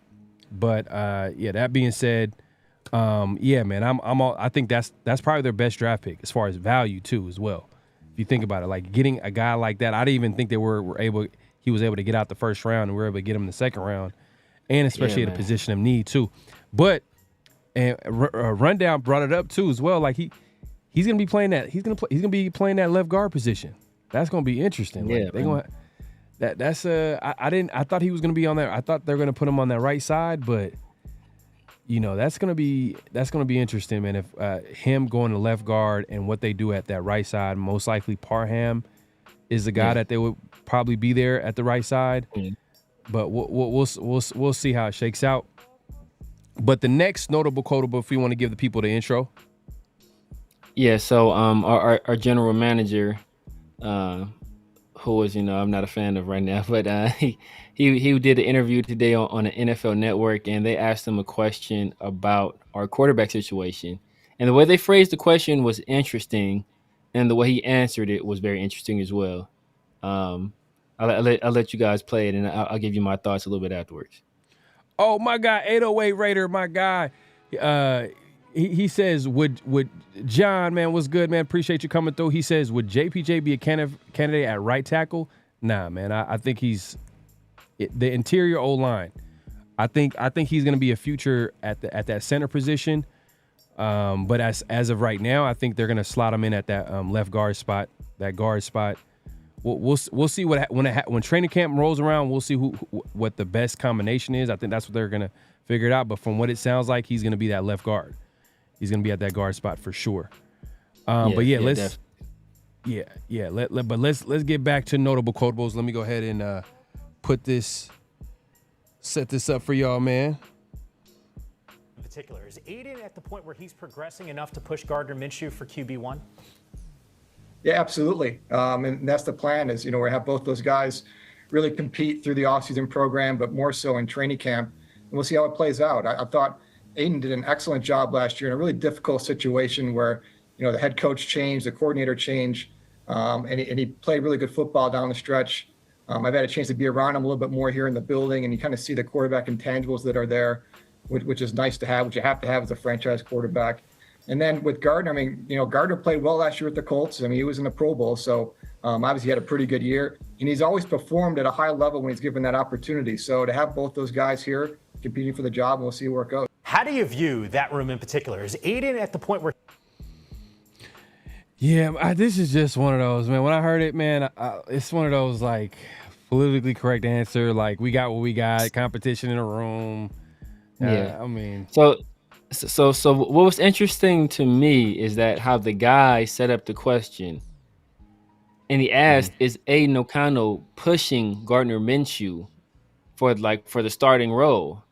And Tom Telesco didn't push back on that notion. He let that ride. He didn't say, "Oh, right now both guys are competing. We haven't named our starter yet, or there's not one guy in front of the other." He was just like, "Oh yeah," he's like basically he agreed with the premise of the question. So I thought that was very interesting, especially considering what we heard, earlier in the week from Antonio, or last week from Antonio Pierce regarding the quarterback position, which we'll get into a little bit later. So just how the question was framed and how he answered the question, kind of going along with the framing. I thought that was very interesting. Maybe it was like some subconscious thing where he's like, Gardner is ahead right now, and AOC is chasing Gardner, in his mind, because, like I said, he didn't necessarily push back on the premise or how the question was framed. Yeah, it's definitely competition. I think AP is just trying to give AOC some confidence, and the fact that he played hard for him at the end of the season with tough circumstances. Obviously, I'm sure the guys in the locker room like AOC, but he's just giving them. I don't think just because he's getting first team snaps, AOC's getting first team snaps, I don't think it means that AOC has the position locked up. It's just a formality, in my opinion. I think it's just a formality. I think at the it's going to be a competition. And we'll figure it out who wins that spot by training camp. You would hope AOC, younger player, he's coming off his rookie year, a little bit more upside. Maybe he's the guy, and we'll get into it in a little bit. Daniel Kim got the quote. He has the quote right here. This is what the quote was, man. Appreciate you, my guy. The King of Mods is in the building, man.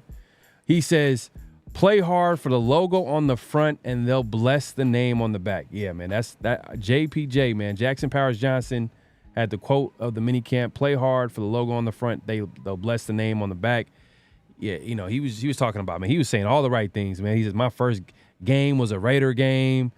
And versus the 49ers, I think it was versus the 49ers. Was it versus the 49ers? Man, that's the that's their first game is against the Niners, man. It's almost meant to be right there, man. Like, and hopefully it was a win. Hopefully it was one of the Raiders wins against the 49ers. Nah. I think he said we lost, but I don't remember. Hey, but you know what? Hey, man, look, he's a Raider fan, so you know what it is, man. He knows what it is. Yeah. But look, appreciate you, my guy, Raider Room, one of the best IGs out here, man. Look, he says if you buy, look, he got the quote too right here, man. So make sure to check him out. One of the best IGs out there for Raider news and all that good content. Make sure to check him out. My guy, Raider Room in the building, man. Appreciate you. Yes, AJ Simpson says, AP said everybody name but Dylan Parham. Okay. Reading into it? My guy AJ Simpson is reading between the lines.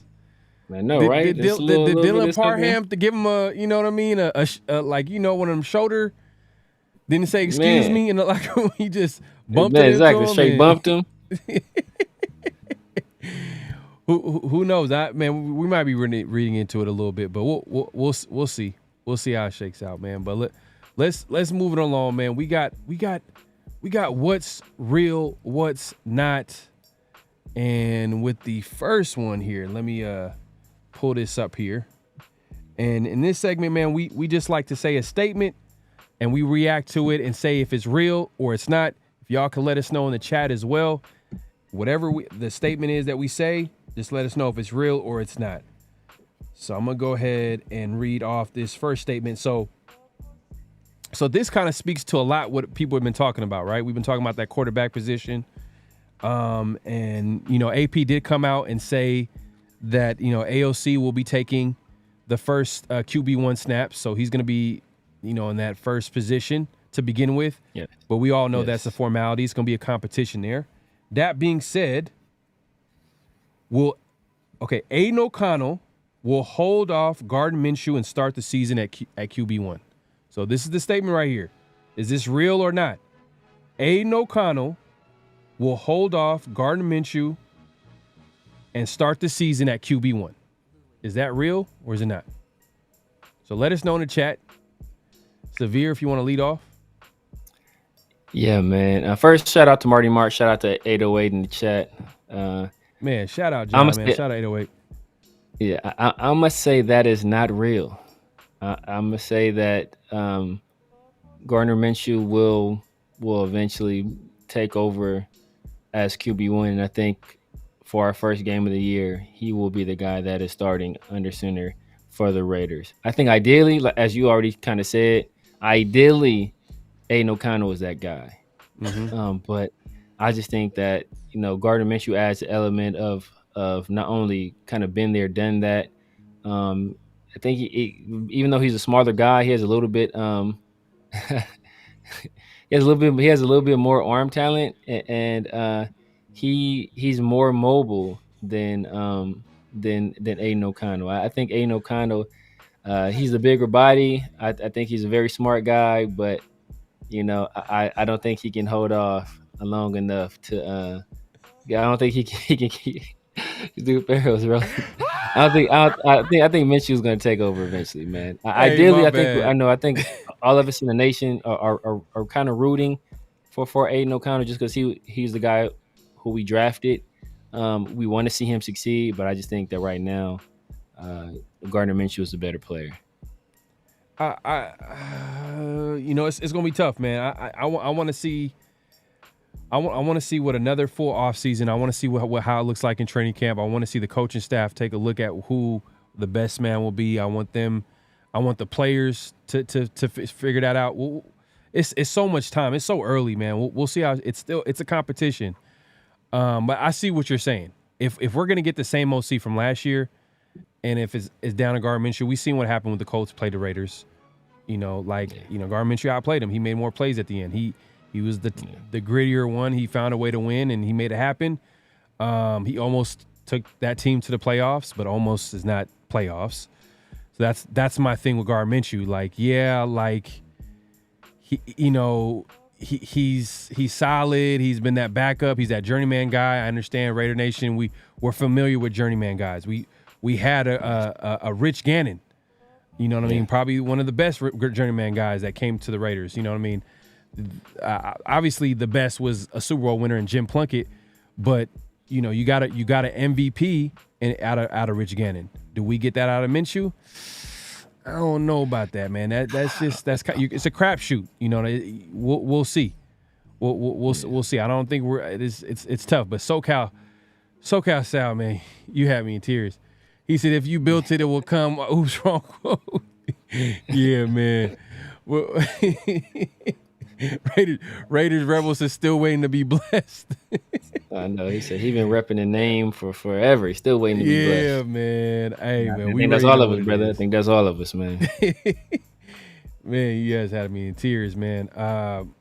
AJ Simpson, I think, had earlier said that he said arms are too short to ever play tackle. Yeah, he's we all know he's an interior guy. But yeah, man, I think it's real. I'm gonna believe that. I'm gonna believe in it. I'm gonna believe that AOC got better from his rookie year. I'm gonna believe that AOC is in a situation where he's going to succeed. I don't think last year you can really say that he was set up for success. As much as we could talk about the talent, we all know we've seen all types of talent on the football field, but it just didn't look right. And we can point to why that is, and the biggest reason, McDaniels. That system was set up for failure. It just didn't work. Players didn't figure it out. We had one of the worst offenses. Obviously, we didn't score enough points. We literally lost a 3-0 game. And that's with AP coaching that team, but it wasn't that much. I think AP probably did a better job with the team offensively. Not to say he coached the team offensively, but coaching the team overall. But offensively, they were better under AP than they were under McDaniels that year. So that should tell you how bad it was offensively. Like, even an offensive mind and offensive genius and McDaniels, it didn't work. So what I'm saying is that AOC had had to literally play through that. A guy that literally didn't play any. He didn't get any snaps last offseason because guys like Jimmy G and Brian Hoyer and it just wasn't a good situation, healthy situation. Now he has a full offseason. You got AP behind him talking about like, hey, you know what? He's earned the right to take that QB1 snap. And then from there, it's on AOC. Now it's on him to succeed, and if he wins it, he wins it. I think AOC is gonna be the guy, man. I think AOC could beat out a Gardner Minshew. And I think it's in their best interest. If we can find a way where AOC can come out and be productive, because he has a better arm. I think he could. I think he got a better arm. That's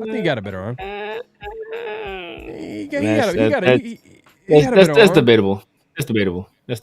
It's not huge. I'm not saying it's a huge arm. It's not no Anthony Richardson or it's not even Derek Carr. You know what I mean? I understand it, but I don't think I think AOC has a better arm than Minshew, in my opinion, and probably more accurate too.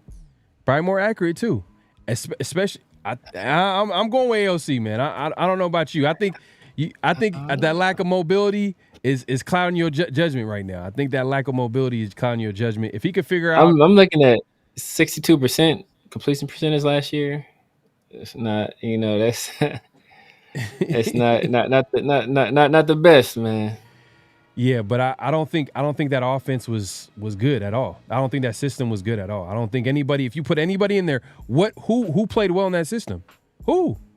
I mean, maybe but Josh Jacobs year one and Zamir White played well. Yeah, running the ball, like Zamir White played well, but then like it didn't work, man. There was no results when it comes to that offense. And I don't think it was all on AOC. I think now you got a whole different regime, whole different offensive staff. They're gonna build an offense built knowing what the plan is. Now, like I think there's a positive if you know that AOC and Minshew is your quarterbacks.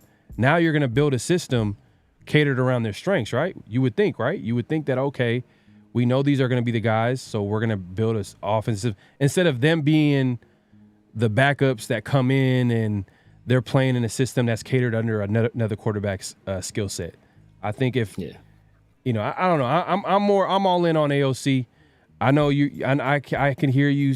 I understand where you're coming from. Let's hear from the people. Earlier today, I put a chat out, and I asked the nation, man, who should start at QB when it's all said and done. Let me go ahead and put this on the screen. Let's see here. Let me put this on the screen so everybody can see. As you can see it on the screen right here, who should start at QB when it's all said and done, AOC or Minshew? And man, 80% says AOC. Minshew mania, 20%. They love them. They love them some Aiden O'Connell, man. They love them some Aiden O'Connell, which makes sense, man. He's like I said, he's a guy that we drafted. They're going to support the guys that we draft, so that's kind of what I expect from Raider Nation. Like I said, ideally, that is the guy who's a starter. Ideally, that's who start for us. But I don't know, man. I don't know. He had some of the best skill position players of any quarterback last year. If you look at what we have in Devontae, look at what we have in what people feel about Josh. What people feel about Jacoby Myers. We heard what Puka Nacua said, right? When they asked who was the most underrated guy in the league, like he's the guy that he brought up. So I think there was talent there. He had much more talent than, let's say, a guy like Gardner Minshew, right? He had way more talent than Gardner Minshew had to work with, and he struggled. Now Gardner Minshew has the experience on his side, but if AOC doesn't, if he doesn't improve, in my opinion, then I think he's not going to eke out that competition. I think Gardner Minshew is going to be the better player. B-Low0 says he has arm and leg talent, but the system needs to be ideal. I think you might be talking about a different QB, man. I think you'd be talking about a different QB. I might be getting into the conversation, but B-Low says, "Hey, appreciate you coming through, man. It looks like you a Saints fan. So we might be seeing you in New Orleans possibly in the near future. You know what I mean? And thank y'all for taking Derek Carr off our hands, man. Appreciate that. Yeah, man. And we're going to be walking out of there. The Raiders are going to be walking out there with a W, man. I'm going to be in New Orleans celebrating.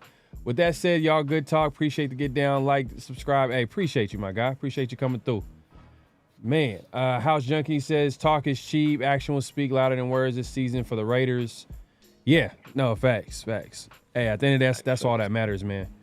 But yeah, man, this has been a great show, man. I'm trying to get to everybody's chat real quick, man. James Furpa, as usual, comes through with the Raiders chant, man. I got you, my guy.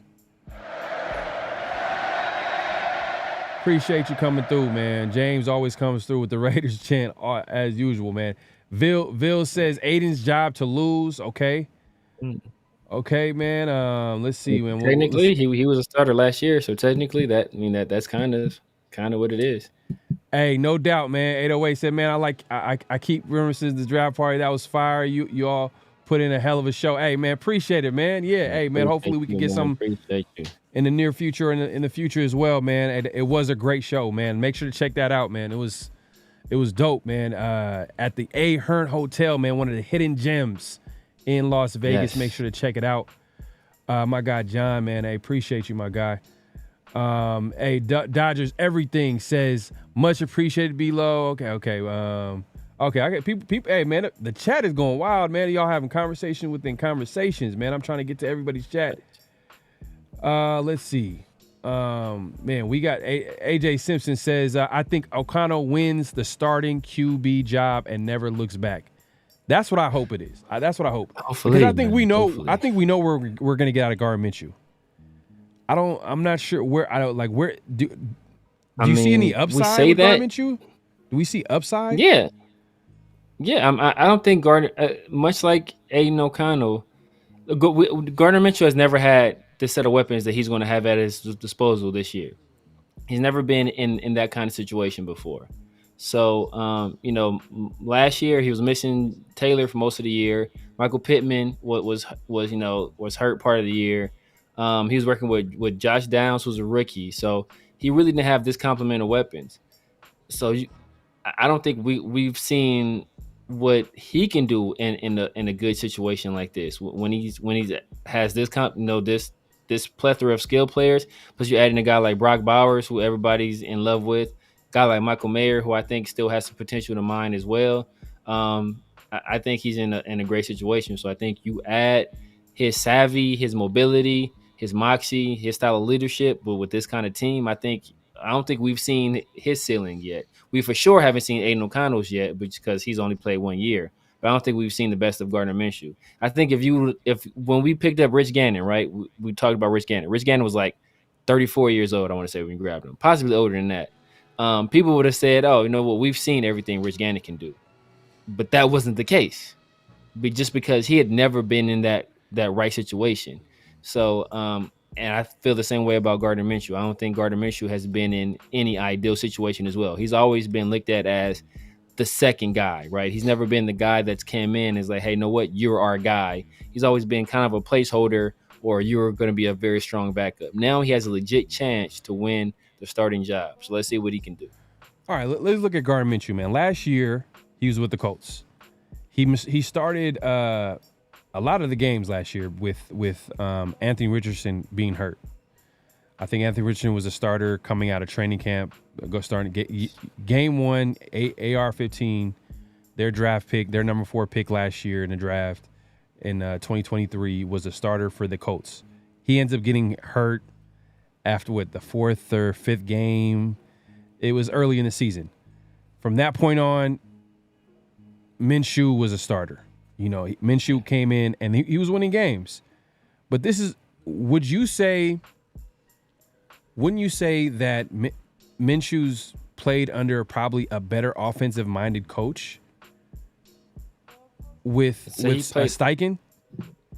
And the Colts? Better offensive-minded coach, but with much less weapons. I think he's like he didn't have anybody. Michael Pittman is barely better than Jacoby Myers. He's better than Jacoby Myers, he's barely better than Jacoby Myers. I don't know. I think barely better than Jacoby Myers. He's better. He's better, but then he also missed part of the year as well. So he also was gone for a few games. He didn't have Jonathan Taylor most of the year. It's like Josh Downs was a rookie. So like, who did he really have? Yeah. So he had a better offensive mind, but he had. I'll take Pittman. I'll take Pittman over Jacoby Myers. I'm saying Pittman is better than Jacoby Myers, but how much better than Jacoby Myers? So see, their number one receiver, their clear number one, who was injured part of the year, was barely better than our number two receiver. Okay, but then when you look at the Colts, like look at their strengths, right? Their run game. Like they Jonathan Taylor missed most of the year.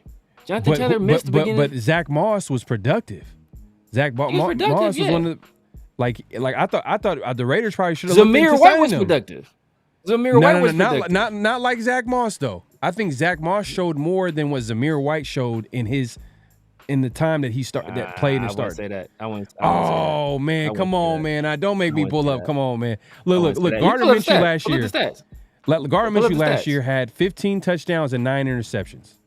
15 touchdowns and 9 interceptions under one of the best offensive minds in football in Steichen. With less weapons. In a system that wasn't designed for his skill set as well. You got to think about that also. That system was designed for the success of Anthony Richardson, not for the success of Gardner Minshew. So we want to give that excuse to AOC. You got to throw that same bone to Gardner Minshew as well. Okay, and guess what? This system, guess what they're gonna be doing? They're gonna be running the ball. But I'm saying the passing aspect, the passing aspect of the game, the RPOs, all that stuff. That's not really Gardner Minshew's game. Like he's not a guy that's going to be that should be running QB draws or run these RPOs. That's not. But he was doing that stuff just because that's what the offense called for. So we bring up his passing numbers. Well, his rushing numbers, I'm sure, were exceptionally higher than what Aiden O'Connell did. Yeah, I mean, come on. I'm not even going to look at that. I'm not even going to look at rushing. But no, numbers. but you have to take that into account. So if you say he's at 15 and 9, you also have to take into account his rushing numbers also. But I think you might be overdoing like him as a mobile QB. I think I'm not but I'm saying that's the offense he was running. So he was asked to do those things. That wasn't part of his skill set. Okay, so last year Zach Moss had 794 yards, and mind you, Taylor ended up coming back because he was holding out. Yeah. Remember, he missed first portion of that season, and he ended up coming back after whatever was going on with him in the front office. He got his contract, he got paid, he ended up coming back, but Zach Moss played well with the Colts while he was in his absence. He averaged 4.3 yards per carry. Let's look at the game logs. Let's look at some of the games that because Zach Moss, I ain't gonna lie, was a guy that I thought the Raiders should have looked into signing. I was like, man, that would have been a nice pickup because he ended up going to the Bengals for a very reasonable contract. And I was like, man, the Raiders should have looked into signing him, especially when you're going into, a season where, I know Zamir White, I like him, but maybe some competition would. Maybe adding a guy that played well last year for a cheap contract like that would be a smart move. But the Bengals snatched up and signed him up. So look, let's look. Okay, so he had his best game came against the Titans where he had 23 carries, 165 yards, 2 touchdowns. He also had another 100-yard game, 30 carries, 122 yards. His last game where he had not that last game. This is okay. I'm reading this backwards. My bad. So when did Jonathan Taylor come back? Was it week 6? Recall. It was a minute though. I don't recall. It took him a minute to come back. I don't recall exactly when.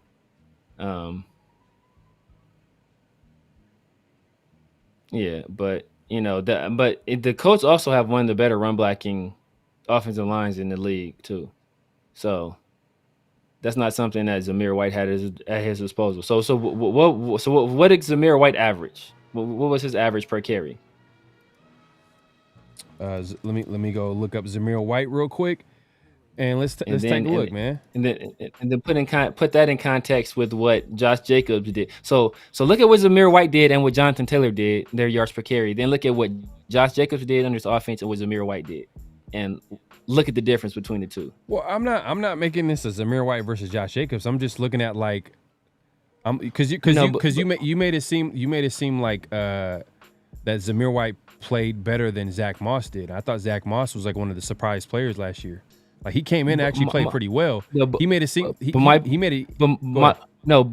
The point I'm making is that if you look at what Josh Jacobs did, right? Look at his yards per carry. Just look at Josh Jacobs' yards per carry. Then look at what Zamir White did. Look at his yards per carry. Zach Moss, I guarantee you, Zach Moss and Jonathan Taylor probably were very similar in their yards per carry, if not, the exact same. If you look at what Josh Jacobs did yards per carry and what Zamir White did yards per carry, it was astronomically different. I can't roll with that because then look, because on one end you could say, oh well, look how well Zamir White played under Josh when Josh Jacobs didn't play as well. But then what happens if Jonathan Taylor is playing better than Josh Jacobs? That's a better player. You can argue that Jonathan Taylor is a better player, right? Yeah, he's a better player. So that. But that same token, Zamir White produced better than Jonathan Taylor. Yards per carry, he did better than Jonathan Taylor. Yards per carry, he did better than Zach Moss. With the worst offensive line. So Jonathan Taylor averaged 4.4 yards. Zach Moss averaged 4.3 yards. Okay, so about the same. And as soon as Jonathan Taylor came back, you could understand like most of the carries went to Jonathan Taylor, the guy that they just paid and gave the contract. We understand we ain't got to talk about that. But what I'm saying is that like because the whole argument started like, oh well, Minshew didn't have a lot to work with. But Jonathan Downs, I thought was a really good young receiver for them. I like he's a rookie. He was pretty solid as a rookie. Yeah, we mentioned Pierce is okay as a he was okay as a rookie. Yeah, so they're not a rookie, but he was an okay receiver. Right, and solid receiver for them. But my point is that like the main point is that you got an OC that's creative enough, that's good enough of a play caller to play well under. You know what I mean? And Minshew played under that, and he had 15 touchdowns and 9 interceptions. I'm not saying that he's going to play terrible with the Raiders. I'm just saying AOC is going to play. AOC is going to. He didn't have this complement of weapons. That's AOC's competition, is what I'm trying to say. And if that's AOC's competition, let's look at what AOC. Let's look at AOC's numbers. Aiden O'Connell, under the worst circumstances, we had one of the worst offensive. Whatever you want to call he had some of the year. best skilled players in the league. You keep talking about he had do we have a top 5 wide receiver core? Yes, but it didn't work, do we not have a top 5 wide receiver core? It didn't work. It didn't work. Offensive, we didn't have the offensive scheme. He's part of the reason it didn't work. He's part of the problem.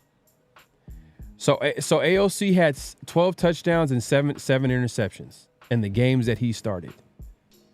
So similar numbers. So what I'm saying is that like he's going against a quarterback that had 3 more touchdowns and two more interceptions. It's not a landslide victory for Gardner Minshew. I'm not saying it's a landslide, but my point is that we haven't. So while we haven't seen what Aiden O'Connell has done, given a full offseason, given all this stuff, we also haven't seen what Gardner Minshew can do with a full offseason where he's the guy with these type of weapons. So I'm saying they're both on even playing field essentially, because neither one of those guys have ever been the guy for their organization. And another thing to mention too, every quarterback that played under Josh McDaniels' system, this great system, played terrible. Maybe Derek Carr was the best, but we seen what Derek Carr did and how frustrated we were with the offense because it just didn't work as well. You know what I mean? They went and got Jimmy G, their supposed guy, did not work. Brian Hoyer, they brought him out of retirement, did not work. We know. You know what I Come mean? on, bro. No, nobody was expecting Brian Hoyer to work though. But Brian Hoyer was there. All I'm saying, we had like different quarterbacks playing with the same weapons that you're talking about, and they weren't productive. So, and I'm not going to argue about the weapons. I agree, Devontae Adams and Myers and all these players should get it done. Even the rookie tight end should have had more impact and more numbers, because we seen the talent. We be like, hey, this guy can play. How come we not getting involved? How are we not getting involved in the end zone? It's because we had the coaching and the system did not work last year. It didn't work. Right. It just didn't work. So what I'm saying is now you get a whole offseason, even playing field, different system. You have an ability to cater an offense around the strengths of the quarterbacks that we just mentioned. I think AOC kind of edges it out, in my opinion. That's the way I look at it. I'm going for upside. You're playing it safe with Minshew. No, I'm saying we're putting a cap on Minshew as if we've seen the most he can do. I'm saying we haven't seen everything he can do. Yeah, hey man, my guy. Ready to smoke with another super chat. He says, can't forget Bo was a first-time play call. There you go too. That's another thing. Yeah. Bo was a rookie in there as a play caller, and he's guess where he's at? Is he an OC somewhere? No, he's back to being a QB coach. I mean, which is not the Raiders not a bad thing. The Raiders had opportunity. The Raiders had two guys that had experience calling plays. That Bo was the guy Antonio Pierce chose. So I mean, that's the choice he made. He had Edgar Bennett there who had called plays before. He also had Scott Turner there who had called plays previously as well. So if he wanted an experienced play caller, he had the opportunity to do that. He made his choice based on why he made his choice. I don't know why he made that choice.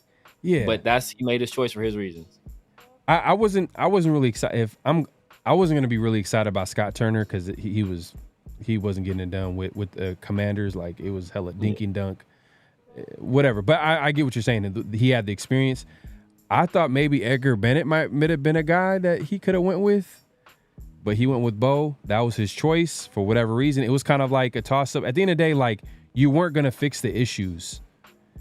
Like, their issues were deep-rooted. Like, it's like, I mean, I know this didn't happen last year. This happened in 2022. But you have guys like Hunter Renfrow and Devontae Adams running into each other. What I'm saying is that, like, this was like a deep-rooted issue with the offense, whether you want to say rookie play caller, whether you can say, do the players really understand this offense? Are they thinking too hard? One of the big things when they beat the Giants that first game where AP was coaching was one of the big key words they kept saying, simplify. They're trying to simplify things on offense. And that just to tell you everything you need to know. But you know, it is what it is, man. I'm going with AOC. I hear where you're coming from with Minshew. You're going with experience. You're going with the mobility. You're going with, I get it. But you know, it is what it is, man. Look, we got people in the chat. Speaking of, AJ Sensor says we know that what Gardner is at this point. We still don't fully know what AOC's ceiling is. I feel like we might as well go with the unknown.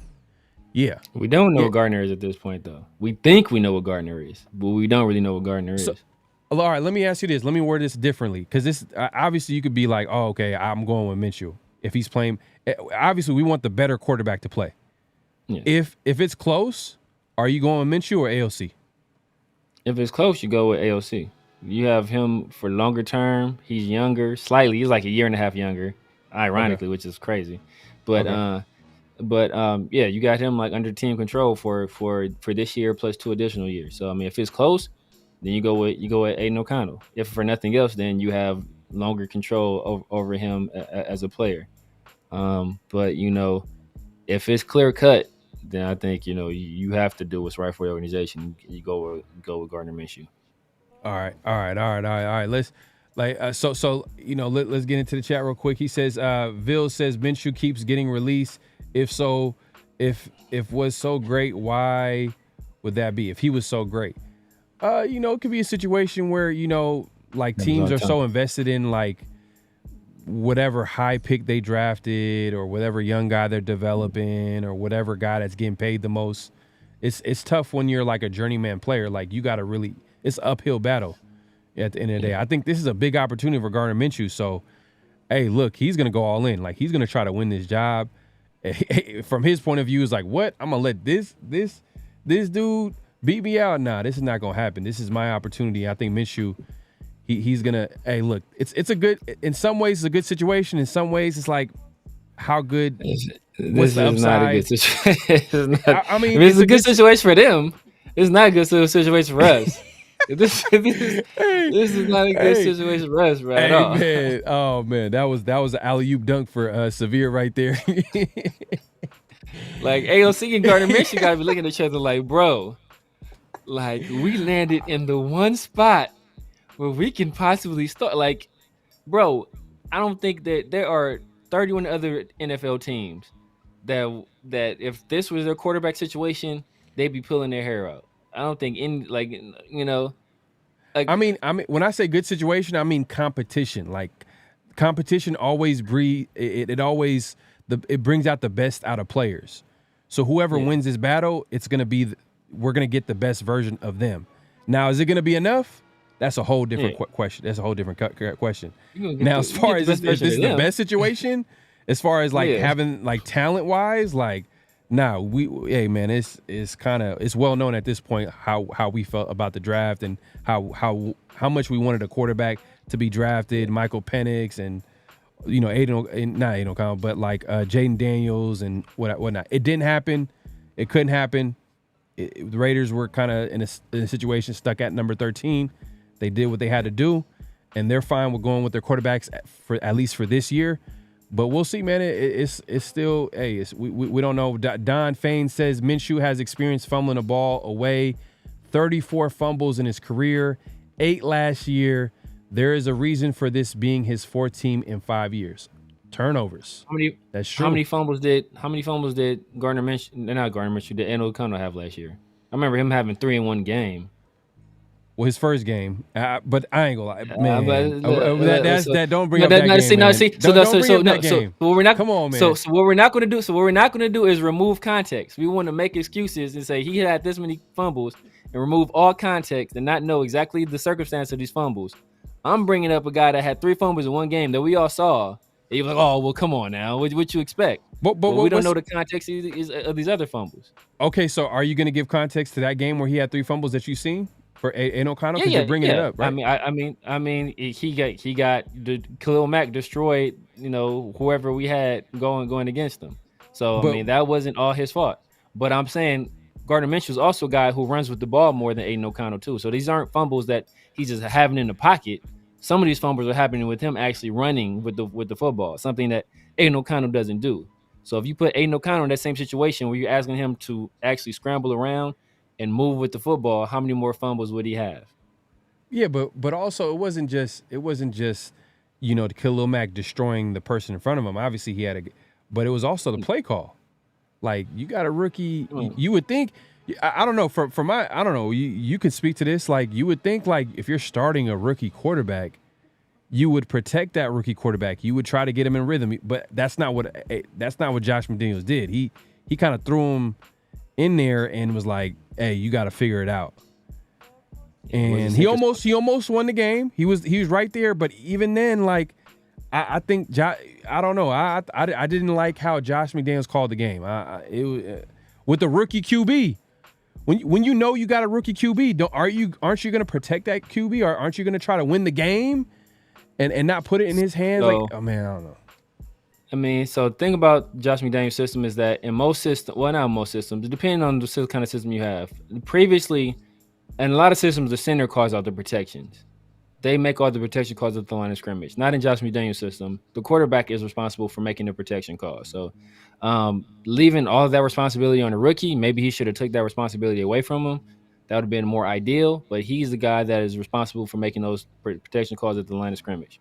And no, he didn't do a great job. But like I said, Josh McDaniels shouldn't have given him that responsibility in his first game, especially going against Khalil Mack and Joey. Well, I don't think Joey Bosa was playing the game, but going against Khalil Mack, you want to have a guy, you want to give them some protection. Just help them out. Take some of that off his plate. Yeah, but, exactly. Maybe throw a trip here and there. Maybe throw a little tight end, bump him a little bit. He was going one-on-one. They weren't giving him no help. He was going one-on-one. I believe that was against our former right tackle. He now plays for the Giants with his under his Luminor. his favorite coach, Carmen Priscilla Illuminor, he had a tough game, and Khalil Mack just destroyed him. But it is what it is. 808 Raiders says AOC got to take a page out of Max's book and cross-train MMA, teaching mobility. Hey, man, I wish it was that easy. Hopefully, we'll see. We'll see, man. We'll see, man. This is going to be big for both Gardner Minshew and AOC. This is like a career defining moment this year. You know what I mean? Either one guy's could take a hold of this starting role, possibly a franchise QB. Even though as much as we could talk about that might be a long shot, this is how they got to look at it. I mean, look, the Raiders right now, they don't have a quarterback. They don't have a strong answer at that quarterback position as of right now. And if one of these guys can answer that, this is a game changer for him. So, Save Blair, he's talking about Minshew's completion percentage. He says for Minshew completion percentage per year, 60, 66, 68, 58, 62. AOC 62 his first year. Potential says AOC wins. Okay. You know what I mean? I like the potential there, because Minshew, I'm just saying, Minshew is Minshew, man. We know what we're going to get with Minshew, Well, we'll see. Mike Rain says last year we had 3-second play and a 2-second line. A 3-second play and a 2-second line, man. That's crazy. That's crazy, man. But let's actually, man, we got to get we've been stuck on this first what's real, what's not, man. Let's actually move along to the second one. And a big part of the success next year for the quarterback is going to be that run game. And if we go ahead, and I'm going to go ahead and put this, if you want to, do you have it in front of you, Severe? Grab it. So basically, I'm saying that next year, the Raiders will rush for more yards than they have the previous 2 years. Is that real or is that not? So in totality, the previous 2 years, or just like no, not season? Not like more, per season. So either of the past 2 years, one of those being the year that Josh Jacobs led the league in rushing. You know what? Let's actually go to. Let's look at what their rushing stats were for, because 2022, that's when Josh Jacobs led the league in rushing. Yes. Last year, it was kind of inconsistent. I know Zamir White came on late and was solid, but overall, I'm not sure if we were. Let's see here. Let's take a look, man. Let's look at these rushing stats. Before I answer this question. Let's see. Boom. Previous season, 2023, team stats right here. Let me see if I could try to put this on the screen. I don't know if I could show this right now, but let's see. So let's go offensive stats here. It's 1,542 yards, which is putrid. It's disgusting. That's disgusting. 1,542 yards. Josh Jacobs alone in 2022 ran more yards than the Raiders did as a team. So I think he ran for at least 1,600 yards in 2022. So I think the Raiders can top that next year, but I think the Raiders can top that next year. But it's hard, man, because Zamir, I don't know. It's kind of a crapshoot with Zamir. I don't know, man. How does Zamir look in a 17-game season? Can he stay healthy? Who's the other running back? I mean, you got another running back who's used to playing in that committee, running back by committee role. He's playing in the zone blocking system. Our guy from that former running back for the Minnesota Vikings. Trying to think. Madison, but then who else? Dylan Lobby is a rookie. Amir Abdullah, third down back. Dylan Lobby's a third down back as well. It's gonna be tough, man. Zamir White gotta be. Hey man, to be honest with you, he gotta be he's a big X factor on his team. Like if he has a big year, Raiders offensively, Raiders as a team could really they can lean on that, man. That could be a big time move. If he could play well, I think that's going to be a big part of their offense. But it's tough, man. I don't know, man. That's a tough one. I'm going to say, let me see. What was the total amount in 2022? Let's look at 2022. I think like 2,059, something like that. 2,000. I want to say 2,000. that means guaranteed Zamir got to run for 1,000. He has to. That's basically what you're asking. 2,000. You're asking if is Zamir White going to run for 1,000 yards this season? Yes. Let's take a look. Let's see. So 2,059 yards. That's how much yards they ran in 2022. Josh Jacobs, like I said before, had more yards in 2022 than the Raiders had in 2023, which is last season. Josh Jacobs in 2022 ran for 1,653 yards, 12 touchdowns. You know, that was a big-time year, his all-pro year, elite year. But then the fall-off was real in 2023. He ran for 1,000 yards some other years too as well, man. Don't make it seem like he wasn't doing nothing. I think I'm gonna say he was doing nothing. But it's the only elite year. Yeah, you can say that. All the other years you can say it was good. He was good. Not great. Yeah, solid to good. Ah, man. I see. Solid to good. Severe, man. Come on, man. Solid to good, man. Don't hate on Josh Jacobs like that, man. I think it was solid to good. I think that's giving him credit, bro. He was giving him credit. Solid to good. He was basically our offense. We were leaning on Josh Jacobs for the most part. I mean, even that year in 2021 when we went to the playoffs, we leaned on down the stretch. Yeah, down the stretch. But the beginning of that year, he was banged up. And he was banged up, and the O-line was terrible. O-line play was terrible. But that's exactly what we said last year. Like, how you expect Josh Jacobs to run behind this line? As soon as Zamir White gets in there, he's productive. It's like as soon as he gets in there, he's productive. Oh, he expect Josh Jacobs to run behind this line. This line ain't never blocking for nobody. As soon as Zamir White's going there, 100 yards, 100 yards. So it's like we're moving these goalposts, bro. Josh Jacobs all right. When did Josh McDaniels get fired? What game was it? What game was it? Was it after the Bears game? It was something. It was after Halloween. It was Halloween. It was after the Lions game. After the Lions, yeah, Monday Night Football, Lions game. So let's. I wanna try to time this up. I want to see if there's, because we all know that Josh Jacobs and that regime they weren't getting along. After that, that's what we heard. See, look. See, I'm gonna pull this up real quick. So after the Lions game, right? After the Lions game. Did he play after? He played. Okay, so he had. Okay, so Josh Jacobs had 98 yards. He basically had 100, but you know. He had 100 because he had 100, then he lost 3. So he lost some yards. It was like at the end of the game. Yeah, it was the end of the game. So that's a 100-yard game. All right, against the Giants, he had 100, right?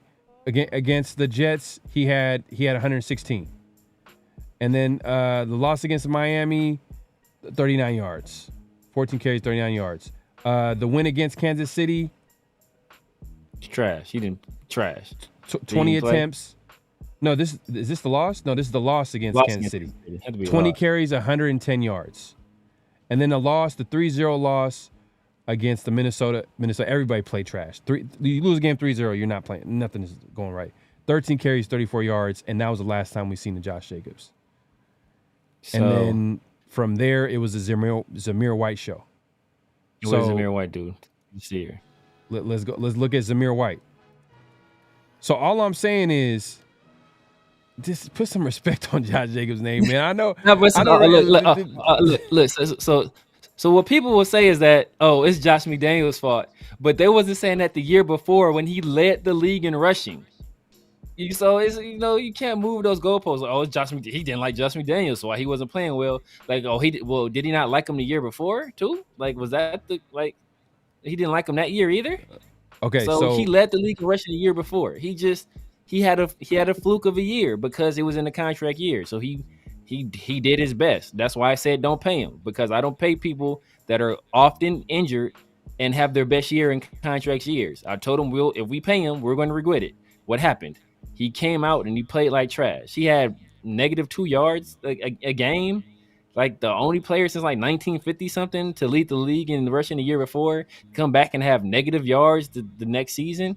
Like, he's a good player who had some solid to good years and had an elite year, and then came back and had a pretty bad year. I'm saying that Zamir White is going to be his standards, average. by his standards. Yeah, I'm saying Zamir White is going to be but he was average. Hurt, though. He was hurt. Josh He's Jacobs hurt every year. That's the problem. He's hurt every he was hurt last year. year. He was hurt last year, and he was playing. He was playing just like everybody else was playing under a system under Josh McDaniels where no one was playing. Bro, he led the league in rushing in that same system a year before. We can't use system as an excuse for him. Yeah, but everybody's numbers is better. Everybody else but him. Everybody else but him, bro. He led the league in rushing in that same system. But Derek Carr's numbers was better than the quarterbacks the year before. But where's Derek Carr? He's better than those guys, though. Derek Carr is a better quarterback than them. Right, but also, okay, Devontae Adams had a better year in 2022, but he didn't have as good as year in 2022 that he didn't. Because he didn't have as good of a quarterback. He didn't have as good of a quarterback. Okay, so does that have any? So does that have any effect on the run game? Not having better quarterback play, having quarterbacks that can't push the ball downfield. If you know you can't consistently beat one-on-one coverage, or if you got one box, you got a safety in the box, and you can't put a threat on the defense by throwing it deep consistently, or the defense doesn't trust you. They don't believe that you can beat them deep. You don't think has an effect on the run game? So what you're saying is that Josh Jacobs is only effective if he's running against light boxes, is what you're telling me. That's what you're saying right now. So Josh Jacobs can't be effective unless he's running against light boxes. That's what you're telling me right now. So if that's the case, then it's just proving my point. If he needs light boxes to be effective, then I'm not saying that. I didn't say that. We're just having a friendly conversation. We're just having a friendly conversation. All right, so let's go back to what's real. Oh, and actually, I put notable quotables. My bad. I had this on the screen the whole time, and y'all didn't say nothing. Severe didn't say nothing. The chat is probably going crazy right now. But Ville says Pittman was let's see. What is he saying? Pittman wasn't injured all year. He's not barely better. Yeah, Pittman's a better player. He's a better player. He's a better player. He's barely better than Jacoby Myers, bro. He's barely better than Jacoby Myers. I've watched both. I've been watching Michael Pittman since he was at USC, bro. All right, you know what? I look. Severe. I gotta do this now. Now I gotta look up. Jacoby Myers has never had 1,000 yards in a season. He's never had 1,000 yards in a season. Has he? I don't want to talk out my ass. I don't want to talk about. Look, I'm just gonna go ahead and check Jacoby Myers. I'm saying Jacoby Myers is a good player, good number 2 option when you have a Devontae Adams. But when he's by himself and the defense is keen on him, is a solid number 1. All right, so let's you know what I mean? Come on, man. Look at this. So his best year was in 2021 where he caught 83 catches for 866 yards. Mm-hmm. And he was like the focal point of that offense. He had to be. I mean, who I can't even think who was on that 2021. Maybe Hunter Henry, tight end. Was Nelson Aguilar probably playing on the team at that time? No, I think 2021 he was with the Raiders. He was with was he with the Raiders that year? 2021. No, I think that was the year I think he was. No, I think he left. He left after 2020. He left. He left. Yeah. He left that year. So Aguilar was on that team. Some KJ Bourne, I think maybe Bourne. But look, at the end of the day, he was the focal point of that offense, and his best numbers were 83 catches. He was their number 1 receiver, but he wasn't the focal point of the offense. 83 catches, 866 yards. So he was getting the majority of the targets, I would think. I would agree with that. You know what I mean? You're getting 83 catches. But my point is, how many targets did he get that year? Let me. I gotta go to. Good question. Let me go to Pro Football Reference here and see if I can get the targets. Let's see here. For 2021? Yeah. Targets, he had 126. Okay. It's for 83, right?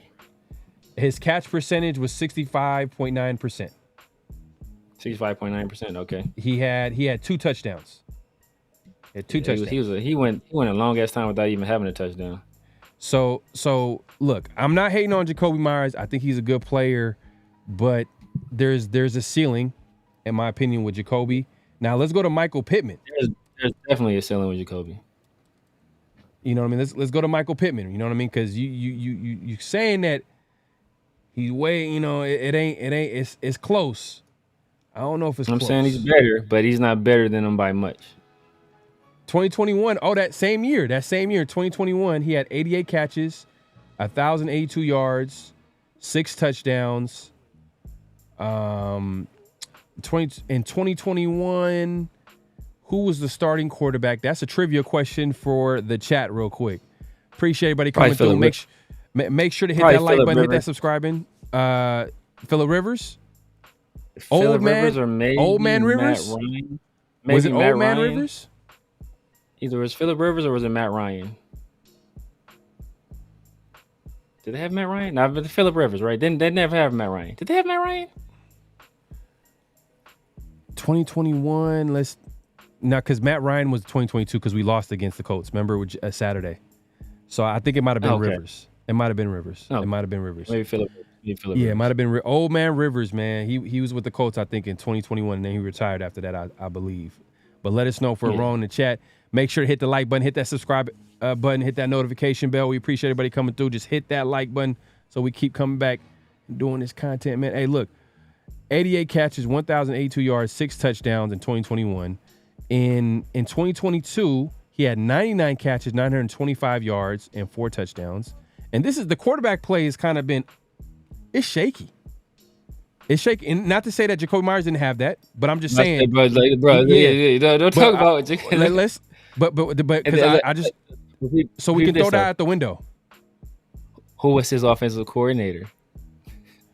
In 2023, I mean 2022, Steichen didn't become a head coach until this last year. No, I'm talking about who was Jacoby Myers' offensive coordinator.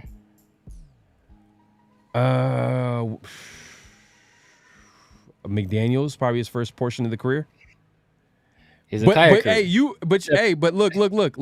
McDaniels with the Patriots was a productive OC. With the Patriots under Bill Belichick, I don't know why, I don't know how, somehow, some way, better OC than head coach, but not just better OC than head coach, better OC than head coach under Bill Belichick. That's where his success has come, and so Jacoby Myers was playing under that. So I'm just saying. So the point is that Michael Pittman is a mid-tier to lower tier number 1 wide receiver. Jacoby Myers is a top tier number 2 wide receiver, probably top 10-ish number 2 receiver. And Michael Pittman is like a bottom 15-ish number 1. Yeah. I'm not saying Pittman is the best, one of the best number 1s, but Pittman is a number 1 for the Colts. He's a number 1 option. He's a bottom 15-ish number 1. He's seeing coverage rolled his way. You know what I mean? 2. Just by default, he's going to see the coverage. Like they're like defense coordinators are like, okay, this is your guy. We're going to try to take away this guy, and he's being productive. He's doing his thing. Is he better than Devontae Adams? No. Is he better than? You can name a few receivers that are better than him, but he's better than Jacoby Myers. Like, I said he's better than Jacoby Myers. I didn't say he wasn't. You said slightly better, man. He's better than Jacoby Myers. He is better than Jacoby Myers. Let's get to this super chat. Let's get this real quick. My guy, Raider Smoke 89 says, I agree with Severe. Raiders have way more talent, weapons on offense than the Colts. Last year, Minshew is in a better situation than the year for show. Yeah, weapons-wise, I agree, yes, as weapons. But the system that AOC was playing in was not conducive for him to be successful at all. And no players really had success like that. No players outside of maybe Devontae Adams, possibly. I know he probably got his numbers. But even then, it was kind of like, it's like whatever, you know what I mean? Because we were so bad offensively, we couldn't put no points on the board. It didn't really matter. Zamir White later on in the year had some strong games.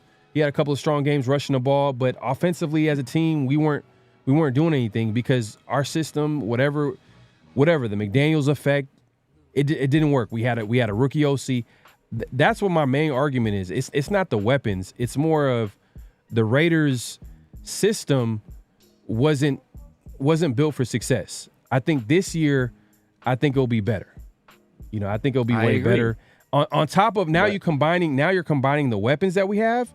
Oh man, now we could be a little bit more positive about how this could look offensively. Now the question is Lou Getsy the guy at OC? You know, maybe you got to look at it from this situation. Lou Getsy has nowhere. He has no choice but to be successful when he got this much weapons. You know what I mean? When you got the Brock Bowers, when you got the Mayers, you got Devontae Adams, the Jacoby Myers, and then we just added some pieces on the offensive line. Hey man, when you got that many weapons, you got that. Hey, look, it's gonna be. There's no way that the Raiders cannot succeed. I mean, I don't know. I think it's gonna be better. I think it's gonna be better this year.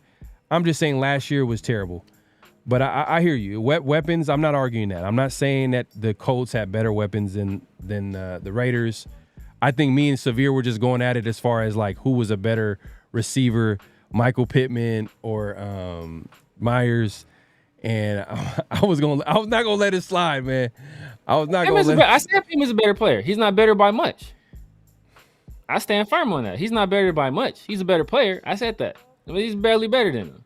Nah, I think if you put Jacoby in that same situation with those same quarterbacks, Jacoby is about as productive. Oh no, come on, man. Yeah, he's about as productive as he is. Come on, man. All right, look, you know what? Let's look at like the year where he didn't have Phillip Rivers. Let's look at the year where he didn't have whatever quarterback, because he had Matt Ryan and I forgot who was the other quarterback that was backing up Matt Ryan. All of those guys were better than who did Jacoby have? He had Mac Jones, who just got traded for a 6th-round Matt pick. Ryan was ass. I'm not afraid to say it. Matt Ryan was trash. He was trash. Better than he was trash. His last year with the Colts, he was terrible. And guess what? The Raiders lost against him. Yeah. And in a game that the Raiders should have won like easily.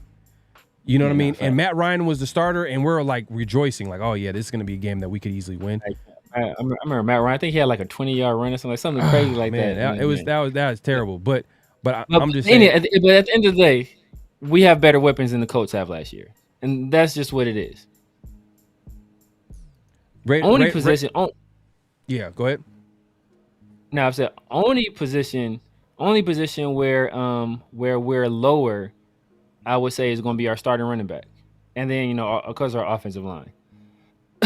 But wide receiver 1, wide receiver 2, tight end, we're better everywhere. The only place where we're not as good is the offensive line, and then of course Shane Steichen, he's one of the best offensive minds in the league. So I think we're kind of be inferior there, but other than that, I think we have way better weapons. Yeah. And my guy Raider Room says Gardner had 34 attempts for 100 yards, 3 touchdowns.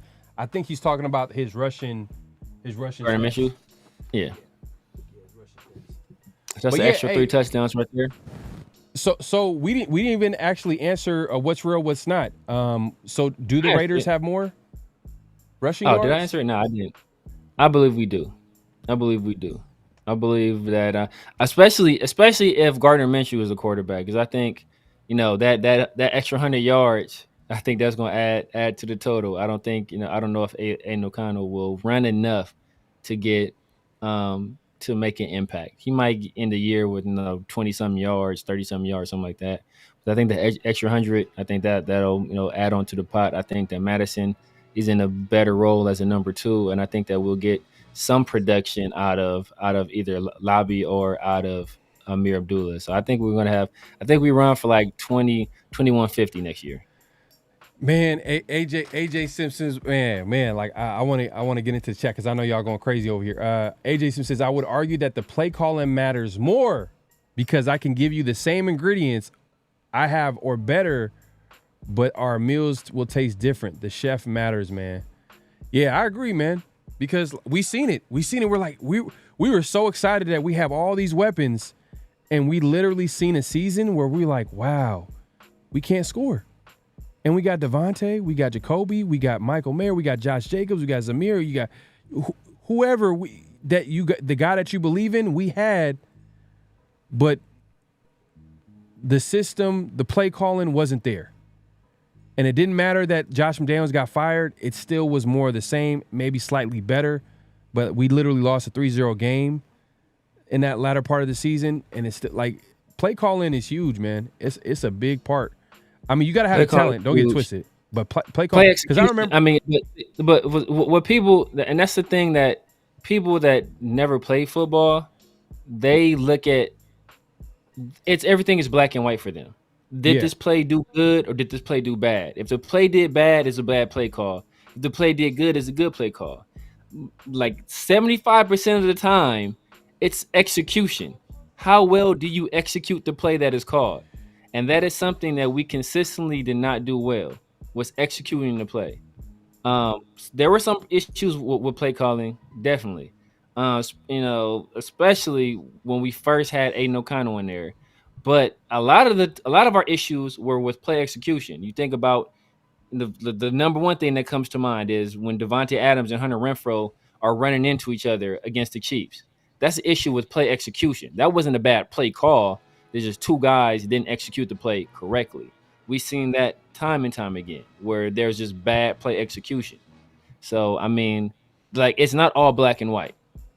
Yeah, I understand it's not all black and white, but when you get to the nitty gritty and you look at, like, all right, where does it all start? You talk about player execution, and you also talk about, man, we have all this talent, because earlier you were talking about all this talent that the Raiders have, but then you also talk about, you know, what's 75% of the reason why a play didn't happen was execution. Where does that start with?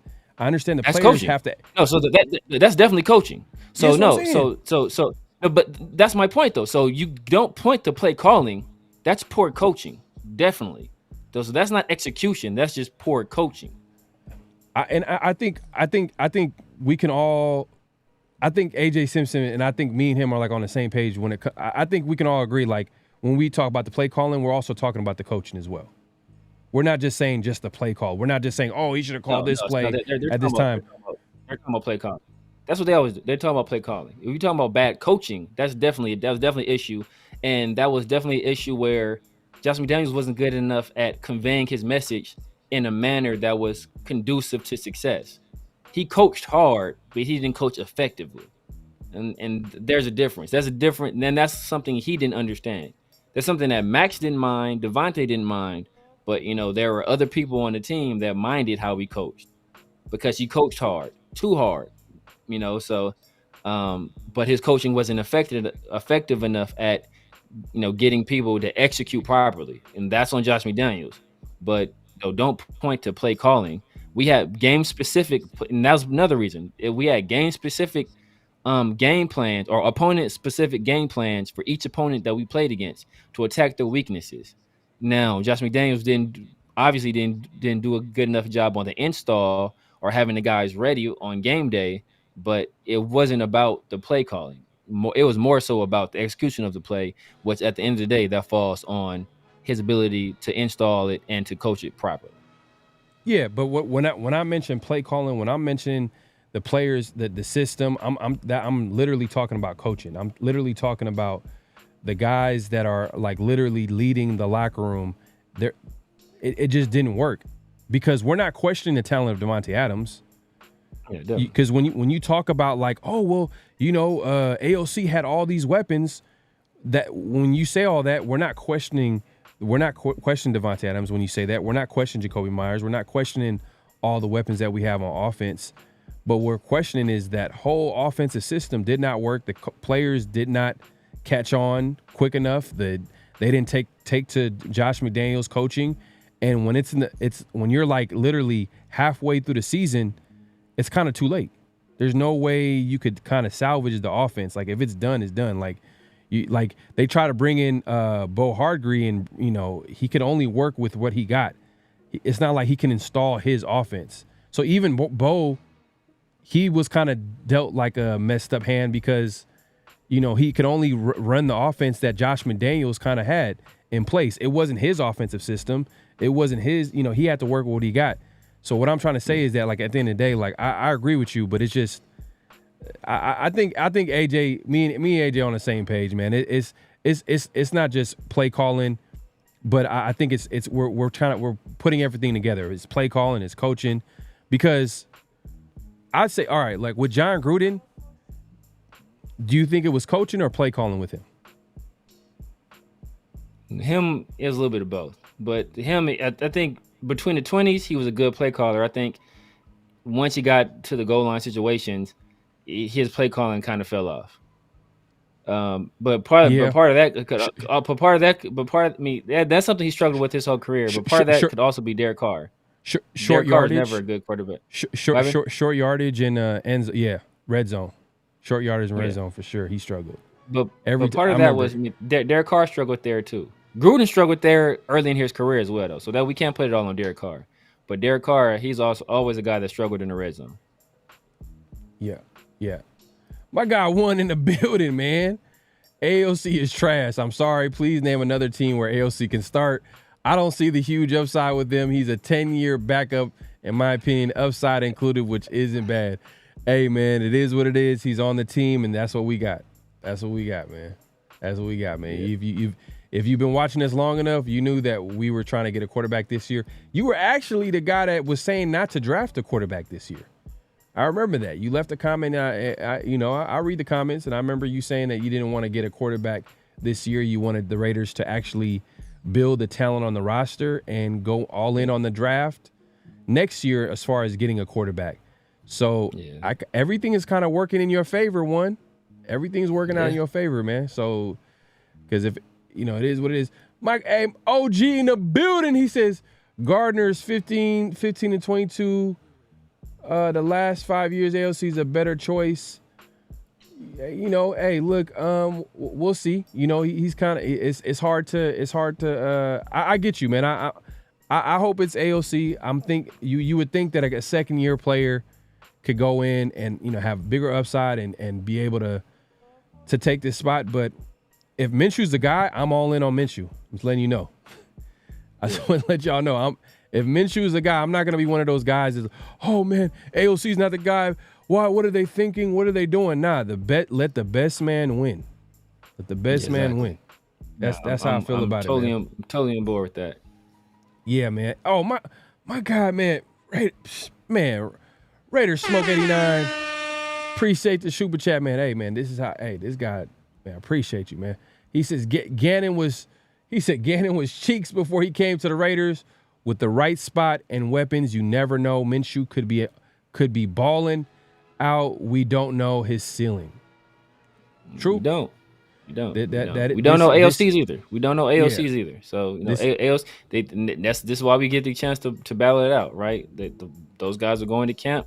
They're basically on equal footing right now. I think AOC may have a little bit of advantage just because he probably has some built-in chemistry with some of the guys. But other than that, it's a clean slate for both guys. So they'll battle it out and may the best man win. Hey, what's a bigger question mark? And I could see, and you can make an argument for both. But what's a bigger question mark, running back or QB? QB.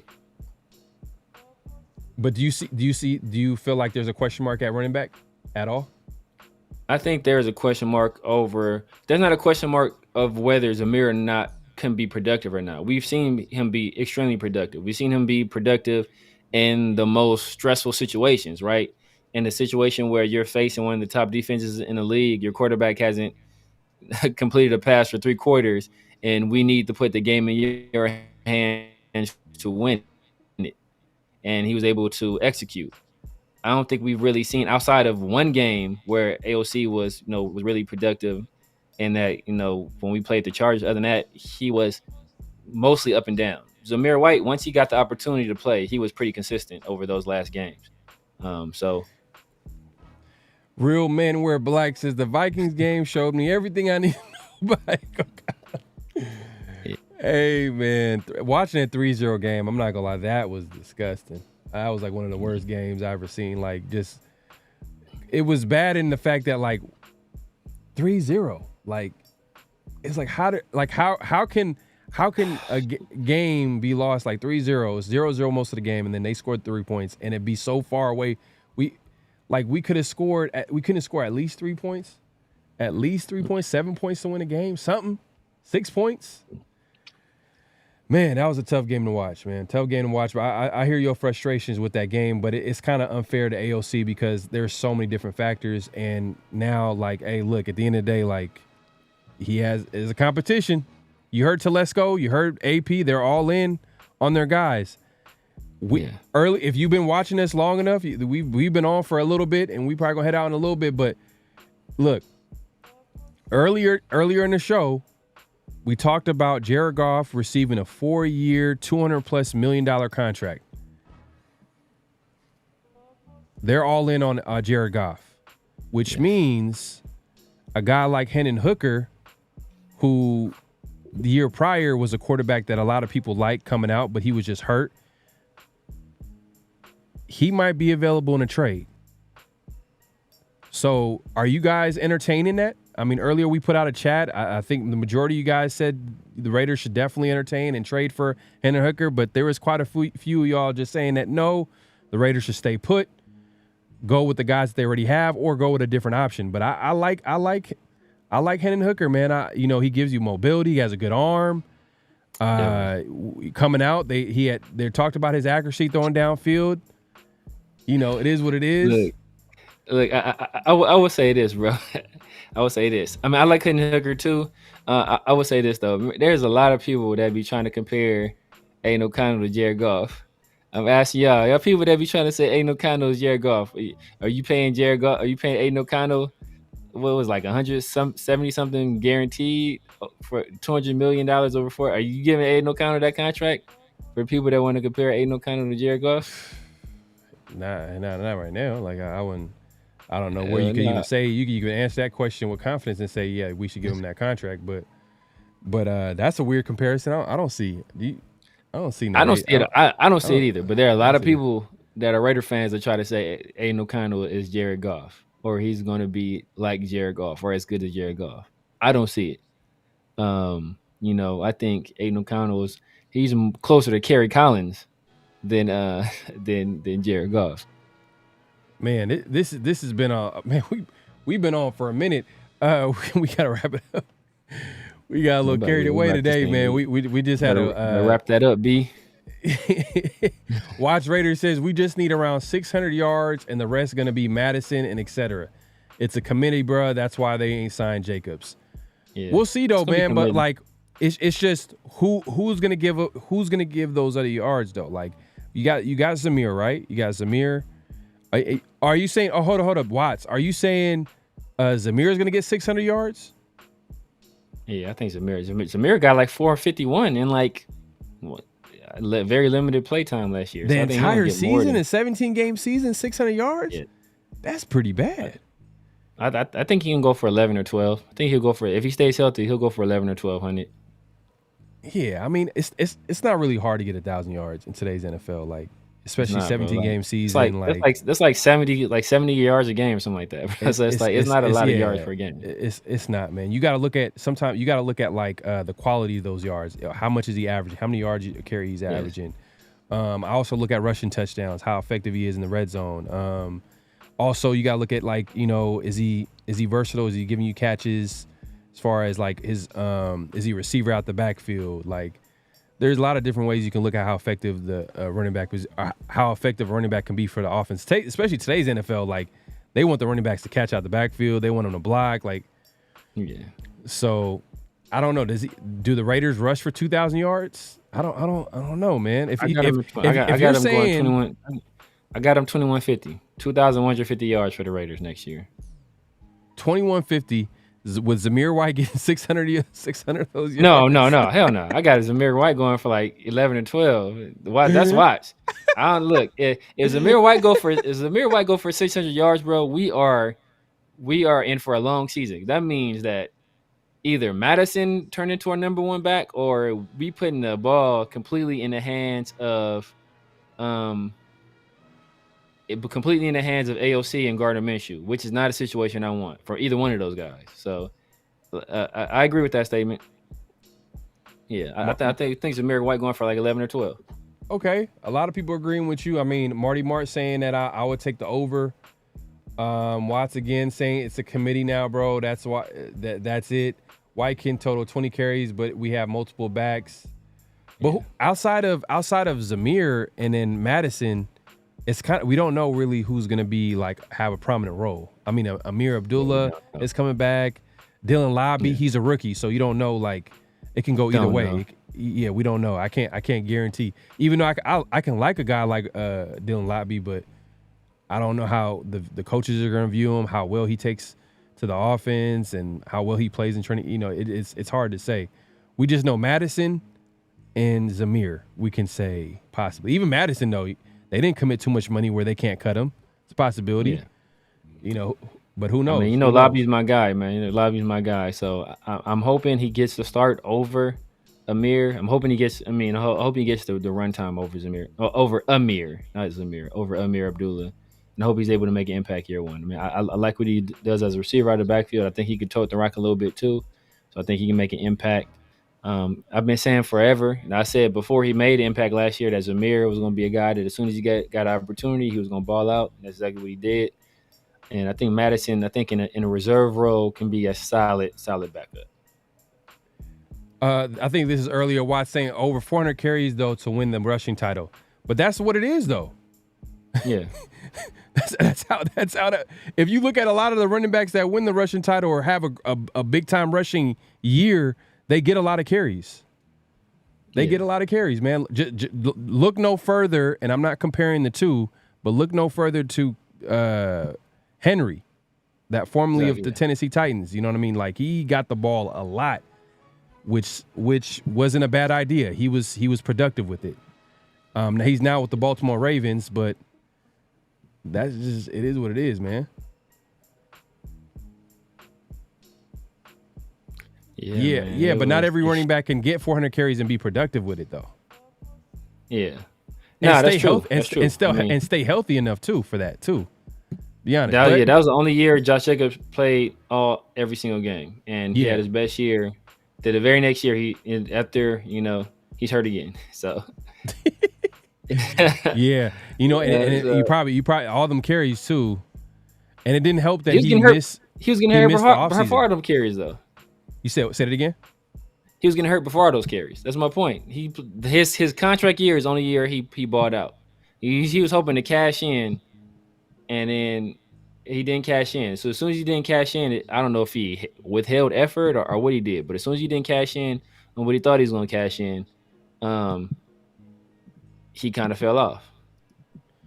All right, Watts Raider, man, my guy Watts, man, one of the Raider content creators have been doing it. One of the OGs, man. The OGs of the game. He says, bruh, teams always blitz a safety when we had Jacobs. Yeah.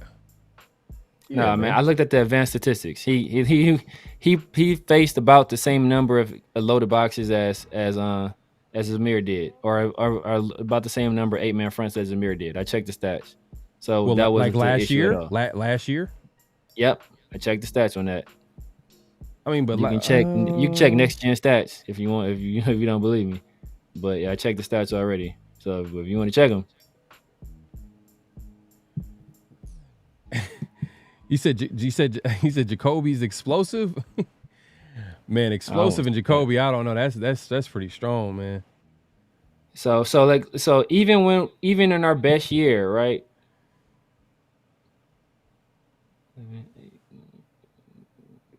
Man, so Carson Wentz with the Colts. Was he? Yeah. Did he start? Oh, it might have been that year. It might have been that year. You know what? Oh, that's the year. You know what? Yes. That's the year they should have went to the playoffs too. That's the year Carson Wentz had a pretty good year that year, actually. Yeah, Safe B. Larry, might be. Hey, you're right. 2021, because that was the year the Raiders beat the Colts. He's the against coach. So that's Carson the Wentz, year. and they That's the year the coach had to. All they had to do was win like one game down the stretch to go to the playoffs, and they ended up losing. Carson like Wentz the is last trash 3 games. too. And by the way, Carson Wentz is trash. He's trash too. He's trash. Yeah, he had a pretty good year that year though. Actually, Yeah, but he's trash. He's trash. But yeah, he had a solid year that year. He's trash. Come, and that speaks more to Pittman. Just like, come on, man. Yeah, like, Okay, who's better, Carson Wentz or Mac Jones? Oh. Exactly. I rest my case. Hey, that I year, rest my case. that year, come on, bro. You want to pull up the stats on that year? Carson Wentz didn't have a bad year that year.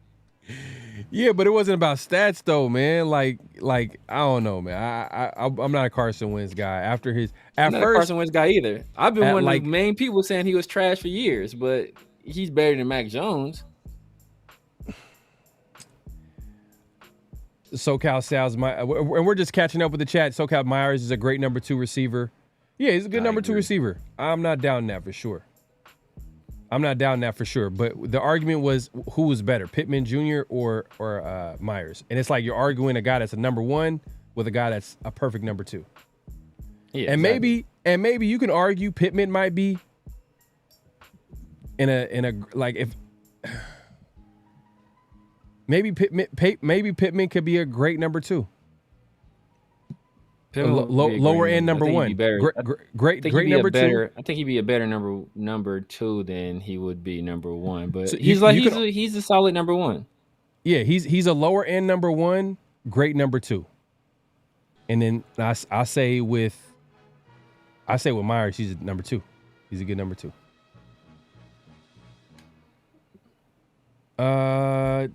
Let's see. Myers is good, bro. Man, man. We not getting on Myers, man. Yeah. Adams is our top receiver. He's unguardable. Yeah. I mean, Myers bailed us out a lot of games last year when we couldn't get the ball to Devontae. You know, it was the guy. Myers was killing. Like, we want to know how bad the quarterbacks were for Jacoby Myers. I think you had stats. I think he had like 800 something yards. Was his best year, right? Mm-hmm. Like 876 or something, was it? His best year? He had like 801 last year as a number 2. That's how bad the quarterback play was for the teams he was playing. Yeah. So he had so his best year with those quarterbacks, he only had 75 more yards than him being the number 2 receiver with us. His best year? Yes. I it was mean, like 876, right? So him as a number 1. So as being our number 2, he had more than 800 yards last year because the quarterback play was horrible, and they were a running team. That team was top 10 in rushing every year he was there. In Josh Jacobs' best year, when he put up 1,600 yards, we were still 17th or 18th in rushing as a team. That's with Josh Jacobs leading the league in rushing. Yeah, but that's just the fact that we had what we had. I mean, I think Josh Jacobs is a good running back. But, you know, look, I'm not arguing. I'm not saying that Kobe Myers is not a good player. I'm not saying that. I'm just saying Pittman is better. I'm just saying Pittman's better. Yeah, I agree. Barely. Yeah, I think you're waiting until the first game to say that Zamir White is way better than Jacobs if you're not saying it already. I can see it on your face. I think Jacobs is a better player than Zamir White. I just think that Zamir White is going to be more effective by virtue of not only the system, but I don't think that Zamir White is only out there for a contract. I think Josh Jacobs was making business decisions, and as soon as it benefited him, he went out there and he balled out. But as soon as it wasn't in his best interest, or he didn't feel that he was compensated like he felt he should be compensated, then I felt there was some effort withheld. He didn't come to camp, or he didn't show up to camp. He didn't show up to the season in shape either. So I think that I don't think we have to worry about that from Zamir White. We see what Zamir White's doing. Right. The videos was out there. What Zamir White's doing this offseason. So Zamir, huge opportunity for Zamir White. Like, this is a big time opportunity. This is his time. You know what I mean? He was drafted in the 4th round in 2022. And like he's been waiting, and this has been. Hey, look, he played well down the stretch last year. He had a big time game against KC in KC. Like he was our offense. He was the Raiders' offense, and eventually they won that game in KC. So that was a big time win, and he was a big part of that offense that won. Obviously, it was a defensive game, but offensively, he was the MVP on offense. So yeah, I could believe that he's gonna go all in this offseason. He should, because this is gonna make or break him. Like if he doesn't do it, then they're gonna be looking for a replacement next year. They're gonna be looking for a replacement if he doesn't play well. But How's Junkie says Getsy's the question mark is the question mark to be determined. Go Raiders. Yeah, Getsy's a question for sure. Yeah, I mean. Like that's one of the many questions. Is we got a question about quarterback. You can question the running back room. You can question obviously coaching too. Offensively, that offensive side of the football. As much weapons as we have, we've gone into the season being confident about. Oh man, we got so many weapons, and it not working out. Now we got to look at it deeper and be like, all right, what's the plan on offense? Like, how is this going to look? Yeah. And I know some guys in the chat said, "Oh, Getsy has experience running a two tight end set in Green Bay," but was he the guy calling the shots? Was he calling the plays?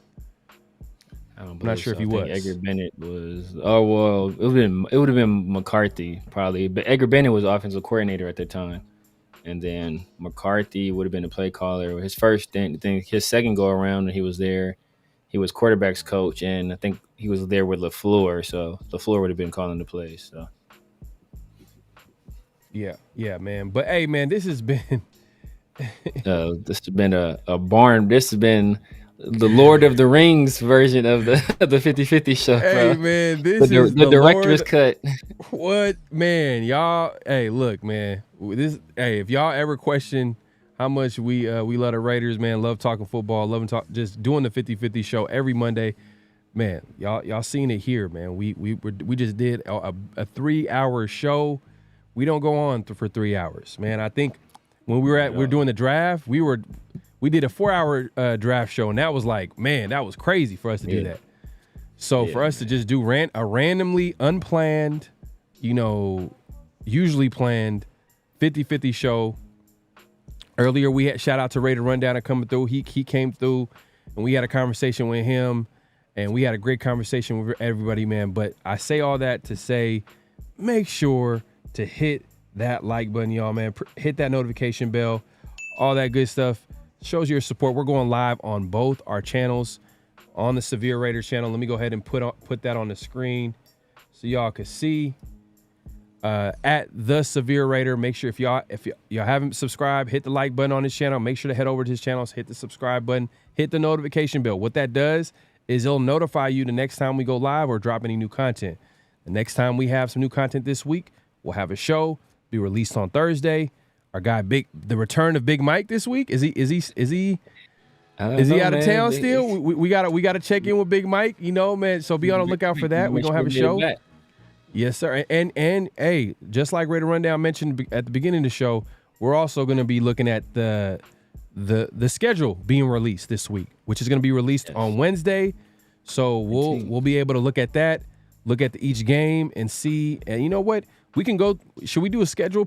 Should we do a prediction? It's early. I know. I get it. It's the off season, but let's talk about it, man. That's why we're here. We want to have this conversation. So let's see if we can go through each game and see, like, you know what, if we're playing at home, on the road at this time of year, let's see if this is going to be a win or W. We're going to go through all of that Wednesday when the schedule gets released, and be on the lookout for the show. It's going to be released on Thursday.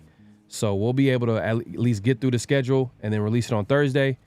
And hopefully Big Mike makes his return this week, so we'll be able to talk to him and his thoughts as far as what's going on with the Raiders.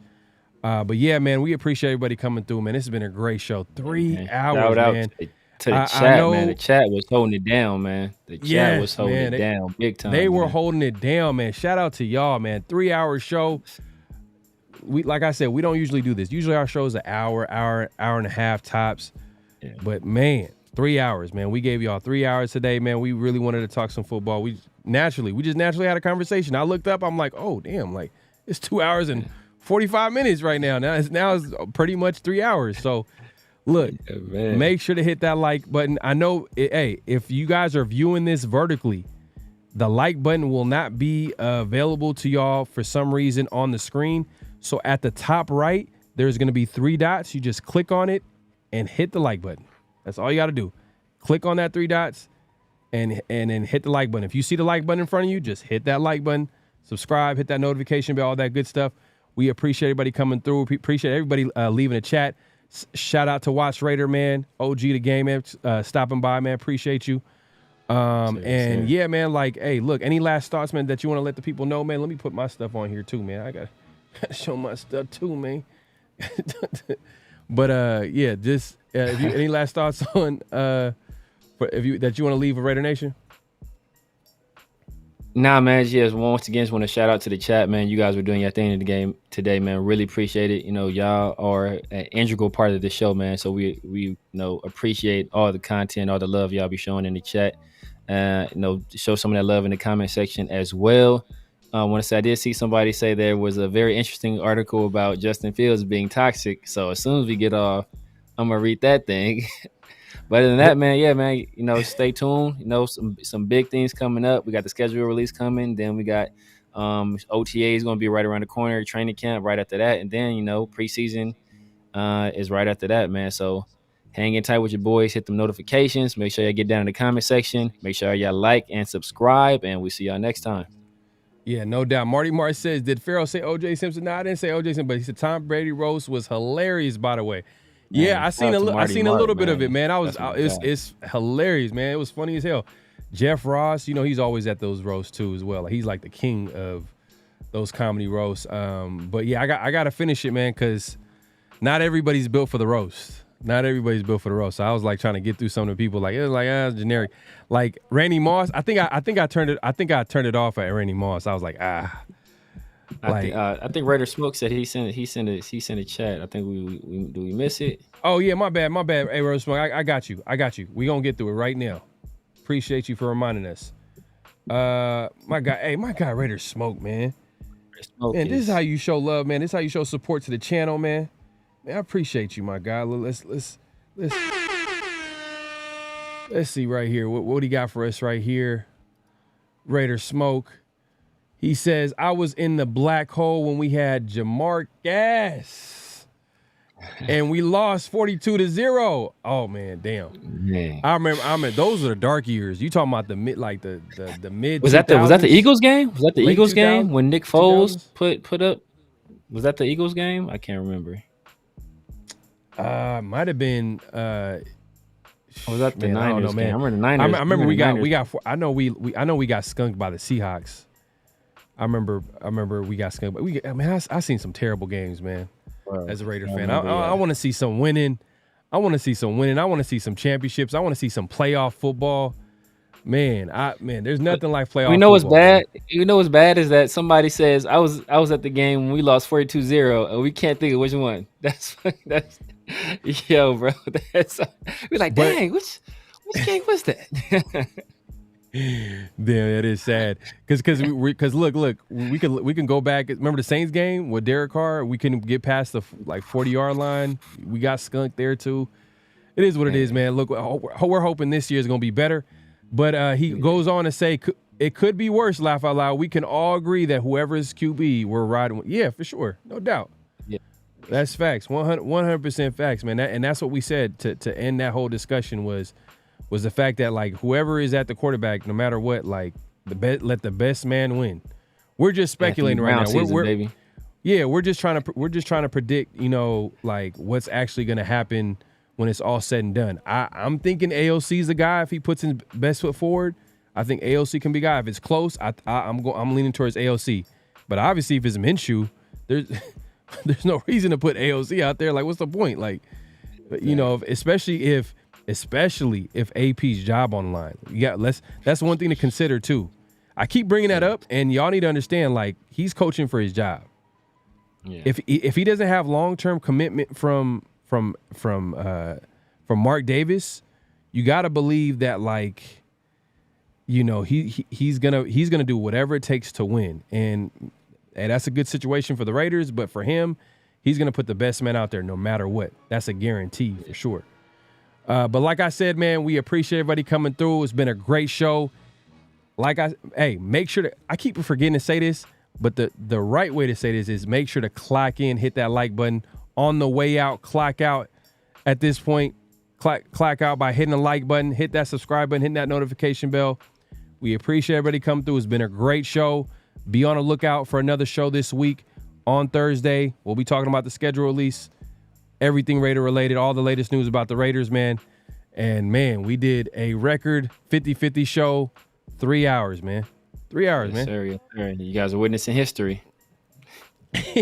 Yeah, we witness history. Did someone in the chat say something about Justin Fields? Like, what happened? Like, did something? I think there's an article saying like he was toxic when he was in Chicago, or something like that. All right, I gotta look into that. It depends on who it's coming from, man. If it's from, I don't even want to say it because it's too obvious. Look, you already know what I was about to say. From my boy Rajon. Rajon, man. My Rajon. If it's from Rajon, I don't know. All right, y'all, man. Hey, man, we appreciate everybody coming through, man. We about to head out here, man. All right, man. Take care. Peace. Just win, baby. Hello? You play to win the game. You don't play to just play it.